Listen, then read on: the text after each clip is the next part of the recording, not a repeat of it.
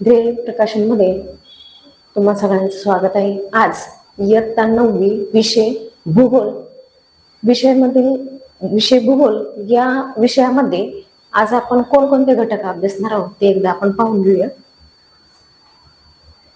तर आज वितरणाचे नकाशे म्हणजे नकाशे कशासाठी आपण यूज करतो, का वापरतो, नकाशामध्ये कोणकोणती माहिती असते, त्यानंतर अंतर्गत हालचाली, बाह्य प्रक्रिया भाग 1, बाह्य प्रक्रिया भाग 2 हे 4 लेसन म्हणजे 4 धडे आज आपण अभ्यासणार आहोत. पहिल्यांदा आपण पाहूया वितरणाचे नकाशे.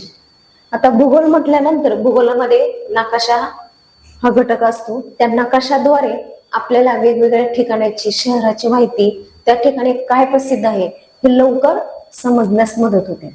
आता तुम्ही मागील इयत्तेमध्ये परिसर अभ्यास व भूगोल विषयात जिल्हा, राज्य व देशांच्या नकाशांचा अभ्यास केला आहे. नकाशांचा उद्देश प्रामुख्याने ठिकाणाचे स्थान व चलाचे वितरण दाखवणे हा असतो. बघा, नकाशाचा मुख्य उद्देश काय किंवा प्रामुख्याने नकाशाचा उद्देश किंवा नकाशे का वापरले जातात, तर ते कशासाठी वापरले जातात, तर ठिकाण म्हणजेच काय, तर स्थान आणि चलाचं वितरण दाखवण्यासाठी हा नकाशा काय केला जातो, उपयोगात आणला जातो, वापर केला जातो. त्यांना उद्देशात्मक नकाशे असे संबोधतात. अशा नकाशाद्वारे विविध घटकांचे प्रदेशातील वितरण दाखवले जाते. म्हणजे वेगवेगळ्या प्रदेशाची माहिती त्या नकाशांद्वारे आपण पाहतो. एखाद्या प्रदेशातील पर्जन्य, तापमान, लोकसंख्या इत्यादीचे वितरण त्या घटकाच्या आकडेवारीनुसार नकाशात दाखवले जाते. म्हणजे त्या नकाशांमध्ये आकडेवारीच्या स्वरूपात लोकसंख्या, तापमान, त्या ठिकाणचं हे सर्व काही त्या नकाशामध्ये दाखवलेलं असतं. प्रदेशातील घटकांच्या वितरणाचे स्पष्टीकरण करण्यासाठी होतो. अशा नकाशातून घटकांच्या वितरणाचा आकृतीबंध चटकन लक्षात येतो. वितरणाचे नकाशे काढण्यासाठी संबंधित घटकांची सांख्यिकी माहिती आवश्यक असते. नकाशामध्ये हे वितरण खालील 3 प्रकारे दाखवता येतात. बघा, नकाशामध्ये 3 प्रकारे आपण ही माहिती दाखवू शकतो. एक आहे टिंब पद्धत, म्हणजे हे जे चित्र, हे जे नकाशा दिसतो त्या ठिकाणी टिंब म्हणजे डॉट किंवा गोल स्वरूपात दाखवलेलं असतं. क्षेत्रगणी पद्धती, त्यानंतर तिसरं आहे समगणी पद्धत. अशा प्रकारे 3 प्रकारे नकाशामध्ये वितरण दाखवलेलं असतं. पहिलं आहे टिंब पद्धत. आता टिंब पद्धत मध्ये या नकाशामध्ये काय काय माहिती आहे हे आपण अभ्यासणार आहोत. सांख्यिकीय माहितीच्या आधारे टिंब पद्धतीचा नकाशा तयार केला जातो. म्हणजे यामध्ये कोणती माहिती असते, सांख्यिकी माहिती असते.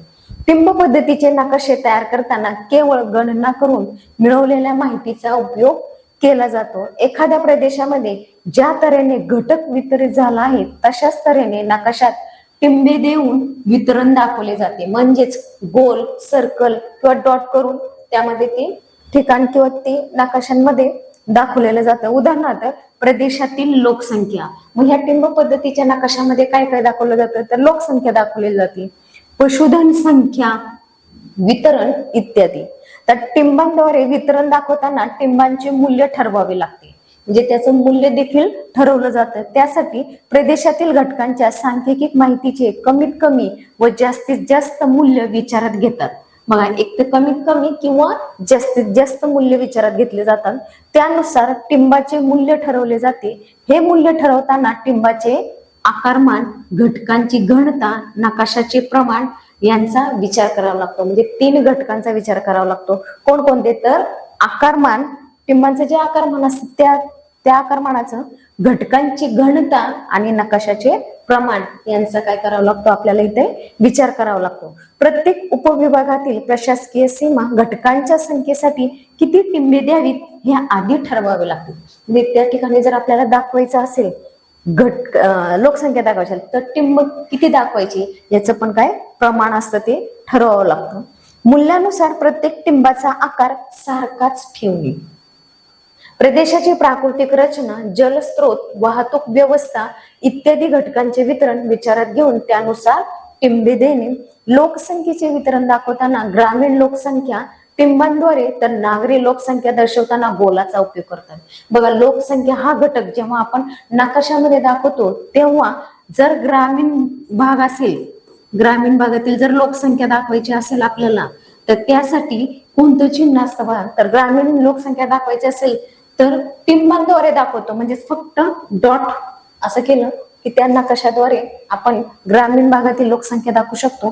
पण नागरी लोकसंख्या जर दर्शवायची असेल नकाशामध्ये तर मात्र आपल्याला काय करावं लागतं, गोल करावं लागतं. जो घटक प्रदेशामध्ये मुक्तपणे विखुरलेला असतो अशा घटकांच्या वितरणासाठी टिंब पद्धत अधिक सोयीस्कर आहे. बघा, आकृती 1.1 मध्ये अमरावती जिल्ह्यातील लोकसंख्या वितरणाचा नकाशा दिला आहे.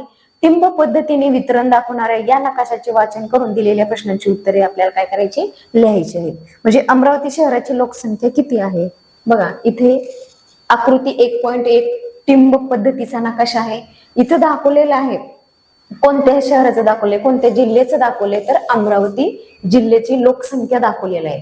आता इथं दाखवताना पहा 50,000, 1,00,000, 2,00,000 आणि 5,00,000 ह्यातले जे गोल आहेत त्यांचा जो आकार आहे तो लहान मोठा आहे. पहा, नकाशातील 1,00,000 लोकसंख्या असलेल्या ठिकाणाचे नाव सांगायचे. बघा 1,00,000 इथं जिथं 1,00,000 लिहिले तिथं जो गोल आहे दाखवलेला त्या गोलाचा आकार आणि या नकाशामध्ये सेम त्याच गोलाच्या आकारामध्ये बघायचे. म्हणजे कुठल्या जिल्ह्यातील किंवा शहराची लोकसंख्या 1,00,000 आहे तर ते आपल्याला लगेच पटकन लक्षात येते, तर अचलपूर हे. त्यानंतर वेगवेगळे दिलेले इथं 1,00,000 विचारले, 2,00,000, 5,00,000, 50,000 ही लोकसंख्या संख्येमध्ये दाखवलेला आहे. गोल हे चिन्ह दाखवलेलं आहे आणि त्या ठिकाणी त्या जिल्ह्यांची नावं आहेत. त्या प्रकारे आपण हे खेळाद्वारे सुद्धा एकमेकांमध्ये हा खेळ म्हणून सुद्धा आपण हा अभ्यास करू शकतो. त्याच्याच नंतर दुसरा आहे क्षेत्रगणी नकाशा. हे आपण अमरावती जिल्ह्याचाच आहे. इथे वेगवेगळी जिल्ह्यांची नावं आहेत. त्यानंतर इथे लोकसंख्येची घनता दाखवलेली आहे. हे देखील आपण खेळाच्या द्वारे आपण एकमेकांमध्ये अभ्यासू शकतो. त्यानंतर एक क्षेत्रगणी नकाशा देखील अभ्यासू शकतो. क्षेत्रगणी पद्धत या नकाशामध्ये भौगोलिक घटकांची आकडेवारी वेगवेगळ्या छाया किंवा छटांनी दाखवलेली आहे. बघा इथं काय असं गोल वगैरे केले का, तर वेगवेगळ्या छटा किंवा छाया दाखवलेल्या आहेत, म्हणजेच रेषांद्वारे दाखवलेला आहे. हे नकाशे काढताना घटकांचे मापन, सर्वेक्षण इत्यादी प्रक्रियेतून उपलब्ध झालेल्या सांख्यिकी माहितीचा उपयोग केला जातो. यामध्ये प्रदेशाच्या प्रत्येक उपविभागासाठी घटकांचे एकच मूल्य दिलेले असते. प्रदेशातील उपविभागाच्या घटकातील कमीत कमी व जास्तीत जास्त मूल्य विचारात घेतात. त्यानंतर त्यांचे साधारणतः 5 ते 7 गटांमध्ये वर्गीकरण करतात. प्रत्येक गटानुसार एकच रंगछटा किंवा कृष्णधवल आकृतिबंध वापरले जातात. ते वापरताना वाढत्या मूल्याप्रमाणे गडद होत जातात व ते मूल्य घटकानुसार नकाशावर काढले जातात. म्हणजे बघा इथं डार्क आहे, इथं फेंट आहे, इथं बारीक आहे, असे वेगवेगळे छटा किंवा छाया दाखवलेल्या असतात. अमरावती जिल्ह्यातील लोकसंख्या घनतेचे रंगछटा व कृष्णधवल आकृतिबंध वापरलेले नकाशे दिले आहेत. यापैकी एका नकाशाचे सखोल वाचन करा आणि त्या प्रश्नांची उत्तरे तुम्हाला द्यायची. म्हणजे याची लोकसंख्येचीच घनता सांगितलेली आहे. मग इथं संख्यांमध्ये म्हणजे अंकांमध्ये सांगितले 301 ते 400, 201 ते 300, त्यानंतर 101 ते 200. मग इथं आपल्याला ते छटा पण दिलेले आहेत की 201 ते 300 ला कोणते आहे, तर इथे दाखवलेलं आहे 201 ते 301 ला या. म्हणजे याप्रमाणे आपल्याला काय करायचंय, नकाशाचं वाचन करायचंय. समघनी पद्धत मागील इयत्तामध्ये तुम्ही समोच्च रेषा व समदाब रेषेचे नकाशे पाहिले आहेत. त्या नकाशात समान मूल्य दर्शवणाऱ्या रेषांच्या आधारे वितरण दाखवले होते. तेव्हा एखाद्या चलाचे वितरण सलग असते तेव्हा ते दाखवण्यासाठी समघनी पद्धतीचा वापर केला जातो. उदाहरणार्थ बघा, समघनी पद्धतीमध्ये उंची, तापमान आणि पर्जन्य इत्यादी काय केलेलं जातं, दाखवलेलं असतं. त्याचप्रमाणे या नकाशासाठी प्रदेशातील काही ठिकाणची काय असते, उंची, तापमान, पर्जन्यमान, अचूक सांख्यिक माहिती यासाठी काय करावी लागते, आपल्याला मिळवावी लागते. 2 जवळजवळ असणाऱ्या ठिकाणाच्या उंचीतील किंवा पर्जन्यमानातील फरक हा समान गतीने होतो हे गृहीत धरलेले असते. येथे क्षेत्रातील उपविभागांचा विचार केला जात नाही, तर सांख्यिक माहिती ही त्या त्या ठिकाणची असते. अशा प्रकारच्या सांख्यिक माहितीस बिंदू संदर्भीय माहिती असे संबोधतात. नकाशावर त्या त्या ठिकाणी चलाचे मूल्य लिहिले जाते. जितक्या जास्त स्थानाचे मूल्य माहिती असेल तितके वितरणाच्या आकृतीबंधाचे अचूक चित्रण या पद्धतीत करता येते. माहितीच्या आधारे खालील टप्पे वापरून समगणी नकाशा तयार केला जातो. समगणी नकाशा काढताना घटकांचे जास्तीत जास्त व कमीत कमी मूल्य विचारात घेऊन वर्गांतर ठरवले जाते, जे रेषांमधील अंतर ठरवते. ठरवलेल्या वर्गांतरासाठी रेषा काढल्या जातात. त्यासाठी समान मूल्य असलेल्या ठिकाणांना रेषेने जोडावे लागतील. ज्या ठिकाणी समान मूल्य दाखवलेले असेल तर त्या ठिकाणी काय करतात, तर त्या अशा रेषांद्वारे काय केलेलं जातं, ते जोडलेले असतात. अशा प्रकारे तयार केलेल्या नकाशांच्या आधारे खालील प्रमाणे निष्कर्ष काढता येतात. बघा, सममूल्य रेषा जवळजवळ असतील तर घटकातील बदल तीव्र किंवा एकमेकांपासून दूर असतील तर बदल कसा असतो, त्या ठिकाणी सौम्य असतो. या नकाशामुळे घटकांच्या वितरणातील नैसर्गिक कल लक्षात येतो. अमरावती जिल्ह्यातील पर्जन्यमानाचा नकाशा दिला आहे. या नकाशाचे सखोल वाचन आपल्याला करायचे, कारण त्याच नकाशावर आधारित काय आहेत आपल्याला इथं प्रश्न देखील विचारलेले आहेत. बघा, लोकसंख्येची घनता कोणत्या दिशेला कमी आहे, म्हणजे याच नकाशावर आधारित काय आहेत हे प्रश्न आहेत. नंदुरबार जिल्ह्याचा देखील नकाशा इथं दिलेला आहे, त्याची माहिती देखील इथं दिलेली आहे. बघा, इथे जरी रंग असेल तर त्या रंगांद्वारे मध्यम उंचीचा प्रदेश, जास्त उंचीचा प्रदेश, कमी उंचीचा प्रदेश या इथे कलरद्वारे दाखवलेला आहे. त्यानंतर इथे तक्ता दाखवलेला आहे, त्यामध्ये ग्रामीण लोकसंख्या आणि तालुका दिलेली आहे. त्यानंतर भौगोलिक क्षेत्रफळ. क्षेत्रफळ ही भूगोलातील एक महत्वाची अभ्यास पद्धत आहे. बघा, क्षेत्रफळ हे घरामध्ये बसून आपल्याला माहिती मिळते का क्षेत्रफळची, तर नाही. त्या ठिकाणी आपल्याला ज्या ठिकाणाची आपल्याला माहिती पाहिजे त्या ठिकाणी आपल्याला प्रत्यक्षात तिथे जाऊन निरीक्षण करून आपल्याला काय करावं लागते, क्षेत्रफळ देऊन तेथील काय करावं लागते, आपल्याला पूर्ण माहिती मिळवावी लागते. क्षेत्रफळाची पूर्वतयारी. बघा, क्षेत्रभेटीची पूर्वतयारी करताना भेटीचं ठिकाण, त्यासाठी आपल्याला काय करावं लागेल, अगोदर ठिकाण, त्यानंतर त्या ठिकाणात भेट देण्याचा हेतू निश्चित करावा लागतो. उगाच उठायचं आणि जायचं, त्या ठिकाणी फिरून यायचं असं आहे का, नाही. तर आपल्याला जर त्या ठिकाणाची माहिती जर पाहिजे असेल तर मग का पाहिजे आपल्याला त्या ठिकाणाची माहिती, तर त्यावरती आपल्याला काहीतरी प्रोजेक्ट बनवायचा असेल, शाळेत सांगितलं असेल तर आपल्याला काय करावं लागेल, तिथं क्षेत्रभेट द्यावी लागेल. ज्या ठिकाणी आपण भेट देणार आहोत त्या ठिकाणचा नकाशा व तेथे जाण्याचा मार्गाचा नकाशा आपल्याला काय करावं लागेल, पाहावं लागेल, किंवा माहिती थोडीफार आपल्याला माहिती असणे गरजेचं आहे. याचा अभ्यास करावा. क्षेत्रभेटीच्या ठिकाणचे अंतर, तेथे जाण्याचा वाहतुकीचा मार्ग, वाहतुकीची साधने व क्षेत्रभेटीसाठी लागणारा वेळ या संदर्भात आपल्याला काय करावं लागेल, अगोदर नियोजन, म्हणजे ज्या ठिकाणी जायचे ते ठिकाण, त्यासाठी लागणारा वेळ, त्यासाठी वाहन कोणतं, कोणत्या वाहनाने आपल्याला जायचे, ही सगळं आपल्याला अगोदर काय करावे लागेल, क्षेत्रभेट करण्याच्या अगोदर नियोजन करावे लागेल. आता क्षेत्राची निवड. भौगोलिक क्षेत्रभेट ही विविध घटकांच्या अभ्यासासाठी आयोजित केली जाते, जसे प्राकृतिक भूरूपे, नदी किनारा, धरण, सागरी किनारा, पर्यटन स्थळ, भौगोलिक घटकांच्या संबंधित संग्रहालय किंवा कार्यालय, खेडेगाव, वनक्षेत्र इत्यादी. स्थानिक परिस्थितीची माहिती घेऊन घटकांची निवड करावी व भेटीसाठी आवश्यक ती परवानगी पत्रे घ्यावी. म्हणजे उठायचं जायचं नसतं, कारण तिथलं काय घ्यावं लागते आपल्याला, परमिशन म्हणजे परवानगी पत्र पण घ्यावं लागतं. क्षेत्रभेटीसाठी नोंदवही. बघा, सगळ्यात महत्वाचं आहे की क्षेत्रभेट जर आपण करत असेल तर त्या ठिकाणी आपल्या जवळ काय पाहिजे, एक वही पाहिजे. म्हणजे जी जी माहिती आपल्याला तिथले लोक सांगणार तर ती आपण त्या वहीमध्ये नोट डाऊन, म्हणजेच नोंदवहीमध्ये नोंद केली पाहिजे. नमुना प्रश्नावली, पेन, पेन्सिल, मोजपट्टी, टेप, पोका यंत्र, नमुना गोळा करण्यासाठी पिशवी, नकाशे, कॅमेरा, दुर्बीण इत्यादी वस्तू आपल्याला काय करावे लागतील, सोबत घ्यावे लागतील. ते घेऊन गेल्यानंतरच आपल्याला योग्य प्रकारे तिथील त्या क्षेत्रभेटीद्वारे आपल्याला त्या ठिकाणाची माहिती मिळते. क्षेत्रभेटीसाठी घ्यायची काळजी. आता आपल्याला लागणारं साहित्य आपण पाहिलं की काय काय साहित्य घेऊन जावं लागणार आहे. आता त्यासाठी आपल्याला काळजी काय घ्यायची, तर क्षेत्रभेटीसाठी जाताना स्वतःची व इतरांची सुरक्षितता पाहणे आवश्यक आहे. क्षेत्रभेटी दरम्यान शिक्षकांच्या सूचनांचे योग्य पालन करावे. दुर्गम अनोळखी ठिकाणी एकटे जाऊ नये, कारण त्या ठिकाणाची आपल्याला माहिती नसते. त्यानंतर रस्ता आपण चुकू शकतो, म्हणून एकटं जाणं सोयीस्कर नाही. त्यासाठी आपल्या सोबत ओळखीचे कोणीतरी असेल तर त्यांच्या सोबतच आपल्याला त्या ठिकाणी जायचं आहे. क्षेत्रभेटीच्या परिसरात वावरताना स्थानिक लोकांशी संपर्क साधून तेथील परिस्थितीचा आढावा घ्यायचा. का आढावा घ्यायचा स्थानिक लोकांशी संपर्क साधून?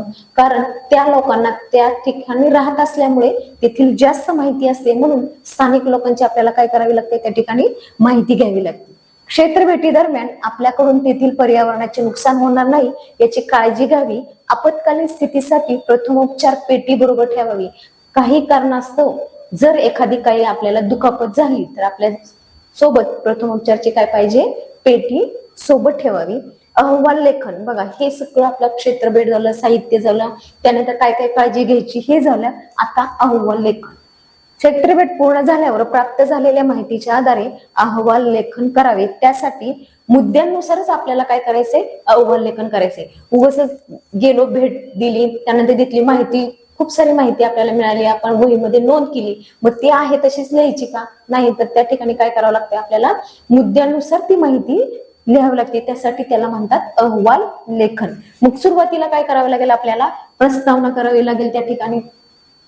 त्यानंतर स्थान व मार्ग नकाशा, ते स्थान कोणतं आहे, त्या स्थानाचं नाव, त्यानंतर त्यासाठी नकाशा आपल्याला लिहावं लागेल. नकाशामध्ये प्राकृतिक घटक, मग हवामान आलं, लोकसंख्या आली, पर्यावरणीय समस्या व त्यावरील उपाय, मग भूमी उपयोजन, आणि शेवटी काय येणार आहे, निष्कर्ष. म्हणजे हे पॉइंट सगळे लिहिल्यानंतर शेवटी आपल्याला निष्कर्ष काय मिळाला किंवा काय समजलं त्या घटनेनुसार, त्या ठिकाणावरून, त्या माहितीनुसार, तेव्हा शेवटी आपल्याला काय करावं लागतो, थोडक्यात 2 ते 3 ओळीमध्ये निष्कर्ष लिहावा लागतो.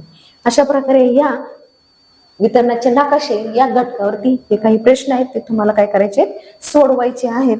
त्यानंतर पुढचं आहे अंतर्गत हालचाली. आता अंतर्गत हालचाली केव्हा होतात, जेव्हा भूकंप होतो, बरोबर. भूकंप झाल्यानंतरच अंतर्गत हालचाली होतात.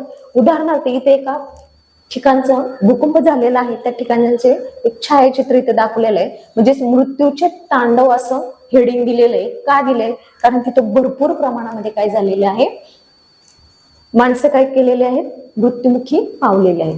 तर भूकंपाने नेपाळमध्ये 1500 जणांचा बळी घेतलाय.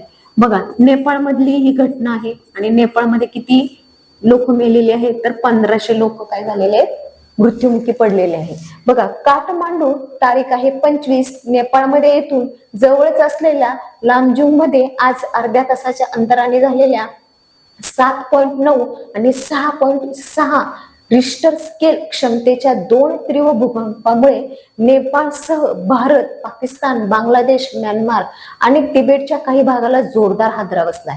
बघा, भूकंप जो आहे तो मोजण्याचं काय आहे, एकक, तर त्याला काय म्हणतात, रिश्टर म्हणतात. तिथे किती पॉइंट झाले, तर 7.9 आणि 6.6 रिश्टर स्केल एवढ्या तीव्रतेने तिथे काय झालेला आहे, तो भूकंप झालेला आहे. मग याचा फटका कोणाकोणाला बसलेला आहे, तर भारत, पाकिस्तान, बांगलादेश, म्यानमार, तिबेट यासारख्या देशांना काय बसलेला आहे, त्याचा फटका बसलाय. म्हणजे त्यांनाही काय झालेला आहे, तो भूकंप, म्हणजे त्याचे हादरे जाणवलेले आहेत. या भूकंपामुळे नेपाळमध्ये मोठे नुकसान झाले असून सुमारे 1500 जणांचा मृत्यू झाला असल्याची सरकारने जाहीर केले. त्याशिवाय हजारो जण, बघा 1500 तर मृत्युमुखी पडले, पण हजारोच्या संख्येने तेथील काय झालेले लोक जखमी झालेले आहेत. ढिगारे उपसण्याचे काम रात्री उशिरापर्यंत सुरू असल्याने ही संख्या आणखी वाढण्याची शक्यता आहे. म्हणजे त्या ठिकाणी एवढा मोठ्या प्रमाणामध्ये भूकंप झालेला आहे, 1500 लोक मृत्युमुखी पावलेत, हजाराच्या वर पटीने लोक काय झालेले आहेत, जखमी झालेत. मग त्या ढिगाऱ्याखाली लोकांचे मृतदेह काढण्याचं काम चालू आहे, ह्या पिक्चर मध्ये आपल्याला दिसत आहे. सकाळी 11:40 वाजता बसलेल्या या 30 सेकंद ते 2 मिनिटापर्यंत चाललेल्या या तीव्र भूकंपाचे हादरे भारतातील उत्तर, दक्षिण आणि ईशान्येकडील 22 राज्यांसह बांगलादेश, पश्चिमेकडील पाकिस्तान, लाहोर तसेच तिबेट पर्यंत जाणवले. तिबेटमध्ये भूकंपामुळे 12 जण, बघा तिबेटमध्ये सुद्धा हा भूकंप जाणवलेला आहे, तर तिथं 12 जण ठार झालेले असून 20 जण जखमी झालेत. बांगलादेशातही भूकंपामुळे 2 मृत्यू झाला असून 100हून अधिक लोक जखमी झालेत. बघा, बांगलादेशामध्ये तर 100हून अधिक जखमी आहेत. भूकंपाचा मोठा धक्का जाणवल्यानंतरही सुमारे तासभर त्याचे हादरे जाणवत होते. म्हणजे भूकंप झाल्यानंतर सुद्धा 1 तास तो हादरा, तिथं हादरा म्हणजेच जमीन वर खाली हालचाल झालेली तिथं जाणवत होती. भारतात ही विविध राज्यांमध्ये मिळून 53 नागरिकांचा मृत्यू झाला असून 200 जण काय झालेले आहेत, भारतामध्ये पण जखमी झालेले आहेत. काठमांडूला भूकंपाचा धक्का बसतात काही क्षणातच अनेक इमारती काय झालेल्या आहेत, कोसळलेल्या आहेत. कारण हादरच तेवढा होता भूकंपाचा. भूकंप जो आहे तो तीव्र गतीने, कारण 6.6 आणि 7.9 रिश्टर स्केलने तो भूकंप झालेला असल्यामुळे तेथील उंचच्या उंच इमारती क्षणार्धात काय झालेल्या आहेत, कोसळलेले आहेत. आणि त्या ढिगाराखाली भरपूर माणसं, म्हणजे भरपूर प्रमाणामध्ये माणसांचा काय झालेला आहे, जीव गेलेला आहे. अशा प्रकारे हा इथे नेपाळ मधला काठमांडू येथील भूकंप दाखवलेला आहे. आता इथे काही प्रश्न पण विचारले की मृत्यूचे तांडव कशामुळे घडले, त्यानंतर या भूकंपाची तीव्रता किती आहे, तीव्रता इथे सांगितलंय 7.9 ते 6.6. संबंधित भूकंपामुळे सर्वात जास्त बाधित झालेला देश कोणता, तर नेपाळ. नेपाळमध्येच ही घटना घडलेली आहे. भूकंपाचे केंद्रस्थान कोठे होते, आपत्तिग्रस्त उत्तर प्रदेश कोणते, भूकंपाचे केंद्र किती खोलीवर आहे, भूकंपामुळे कोणकोणत्या प्रकारची हानी झाल्याची दिसते. म्हणजे अशा प्रकारे भरपूर प्रश्न इथे दिलेले आहेत. ही न्यूज वाचल्यानंतर, हे समजल्यानंतर आपल्याला ह्या प्रश्नांची काय लगेच उत्तरे देता येतात. आता पृथ्वीवर काही वेळेस वेगवेगळ्या नैसर्गिक घडामोडी होत असतात. बघा, पृथ्वी आहे, पृथ्वीवरती नैसर्गिक घडामोडी होतच राहत असतात. उदाहरणार्थ पहा, महापूर, वादळे, हिमवर्षाव, अतिवृष्टी इत्यादी. पाऊस अचानक येतो म्हणजे तो नैसर्गिकच झाला. तसेच भूपृष्ठाखालील हालचालींमुळे भूकंप व ज्वालामुखीचा उद्रेक यासारख्या नैसर्गिक घडामोडी होत असतात. बघा, भूकंप हा का माणूस ठरवून करतो का, नाही, तर ते निसर्गतः होत असतं. बरोबर, ज्वालामुखीचा उद्रेक झाल्याने काय होतो, भूकंप होतो. पृथ्वीवरील सजीवांसाठी या घडामोडी म्हणजेच आपत्ती असते. बघा, ही काय झालेली आहे, एक प्रकारची आपत्तीच आहे. नैसर्गिक आपत्तीमुळे जीवित व वित्तहानी होते. या पाठात आपण या अंतर्गत हालचालींची ओळख करून घेऊया. म्हणजे कोणकोणत्या अंतर्गत हालचाली आहेत, मग त्यामुळेच हा भूकंप होतो का, तर हे आपल्याला काय करायचे आहे, अभ्यासायचं आहे. इथे एक दाखवलेलं आहे की एक टेबल आहे, त्यावरती डस्टर, टोक यंत्र, रबर अशा 3-4 वस्तू उभ्या करून ठेवा. त्यानंतर एक वही तिच्यावर वह्या न हलवता चटकन काढून घ्या. काय होते तर निरीक्षण करा. निरीक्षणाच्या आधारे वर्गात काय करायचे तुम्हाला चर्चा. म्हणजे भूकंप कसा होतो ते ह्या कृतीद्वारे सुद्धा दाखवलेले. एक टेबल घ्यायचे, त्या टेबलावरती वह्या ठेवत जायचं, त्यानंतर एक डस्टर पण ठेवायचे आणि अचानक त्यातली कोणतीही एक वही काय करायची, आपल्याला पटकन काढून घ्यायची. ते काढत असताना वह्या काय होणार, खाली घसरणार, पडणार. त्याच प्रकारे भूकंप होतो. म्हणजे भूकंप असं सांगत होतो का, थांब मी अर्ध्या तासाने थोडस वर माझी पातळी वरती आणतो, नंतर 1 तासानंतर मी ज्वालामुखीचा उद्रेक करतो, असं नाही, तर ते क्षणातच होऊन जातं. अशा प्रकारे या कृतीतून तुम्हाला दिसून येईल भौगोलिक स्पष्टीकरण. भूकंप व ज्वालामुखी या घटना पृथ्वीच्या अंतरंगातील अस्थिरतेमुळे घडतात. कशामुळे घडतात, तर अस्थिरता असते त्यामुळे ह्या घडतात. ही अस्थिरता पृथ्वीच्या अंतरंगातील हालचालींमुळे निर्माण होते. भूपृष्ठांतर्गत हालचाली मुख्यतः प्रावरणाच्या वरच्या थरात होतात. प्रावरणातील किरणोत्सारी पदार्थातून प्रचंड प्रमाणात ऊर्जा निर्माण होते. बघा, प्रावरण जे आहे, जी हालचाली आहेत त्यामध्ये भाग आहेत. त्या भागामध्ये प्रावरण जो हा घटक आहे त्यामध्ये किरणोत्सारी पदार्थातून प्रचंड प्रमाणात काय निर्माण होते, ऊर्जा निर्माण होते. या ऊर्जा लहरी एका ठिकाणाहून दुसऱ्या ठिकाणी जात असतात. ऊर्जेच्या अशा प्रवाहामुळे पृथ्वीच्या अंतरंगात अस्थिरता निर्माण होऊन हालचाली होतात. अंतर्गत भू हालचालीचे वर्गीकरण गती, दिशा, भूरूपांवर आधारित केले जाते. उदाहरणार्थ इथे दाखवलेलं आहे या चित्रांमध्ये की ज्वालामुखी, त्यानंतर इथं आहे वर्गीकरण दिलेलं आहे. आता मंद भू हालचाली, बघा 2.4 ही आकृती आहे. या ठिकाणी भू हालचाली व त्याचे परिणाम दाखवलेले आहेत. बघा, मंद भू हालचालीचे भूकवचावर पर्वत निर्मिती व खंड निर्मितीच्या स्वरूपात परिणाम दिसून येतात. ते पुढील सांगता येतात. बघा, लहरीच्या हालचालीची दिशा, दाब बघा इथे बाणांद्वारे दाखवले. एकमेकांकडे येणाऱ्या लहरी कशा असतात, त्यानंतर एकमेकांविरुद्ध जाणाऱ्या लहरी म्हणजे विरुद्ध दिशेला. कठीण खडकावर होणारा परिणाम म्हणजे प्रस्तरभंग, त्याच्यानंतर मृदू खडकावर होणारा परिणाम म्हणजे वलीकरण, जे की या लाईनच्या स्वरूपात दाखवलेलं जातं. त्यानंतर प्रस्तरभंग पातळी अशा रेषांमार्फत दाखवलेलं असतं. आता पर्वत निर्माण करणारी हालचाली, बघा, कागदांची साधारणतः 30 सेमी लांबी पट्टी घ्या. कागदी पट्टीच्या दोन्ही टोकावर हात ठेवायचे. म्हणजे उदाहरणार्थ या कृतीमध्ये जसं दाखवले तसं करून पाहायचंय तुम्हाला. तर भौगोलिक स्पष्टीकरण एक प्रमाणे बघा, पट्टीच्या दोन्ही टोकावर हात ठेवून दोन्ही टोके एकमेकांकडे सरकवली त्यावेळी पट्टीवर जे कार्य झाले त्याला दाब म्हणून संबोधले जाते. पट्टीच्या दोन्ही बाजूकडून पट्टीच्या केंद्राकडे दाब दिला गेला, परिणामी पट्टी सरकली व तिला घड्या पडल्या. अशाच प्रकारे भूकवचा दाबामुळे हालचाली निर्माण होतात. म्हणजेच ते उदाहरण दिलेलं आहे, त्या उदाहरणानुसारच आपल्याला भूकंप कसा होतात, अंतर्गत हालचाली कशा होतात हे दाखवलेलं आहे. वली पर्वत पृथ्वीच्या अंतर्गत भागातून ऊर्जेचे वहन होते. बघा, हे वलीकरण आहे, हे अंतर्गत भागातलं वलीकरण दाखवलं. इथं आहे दाब, बरोबर.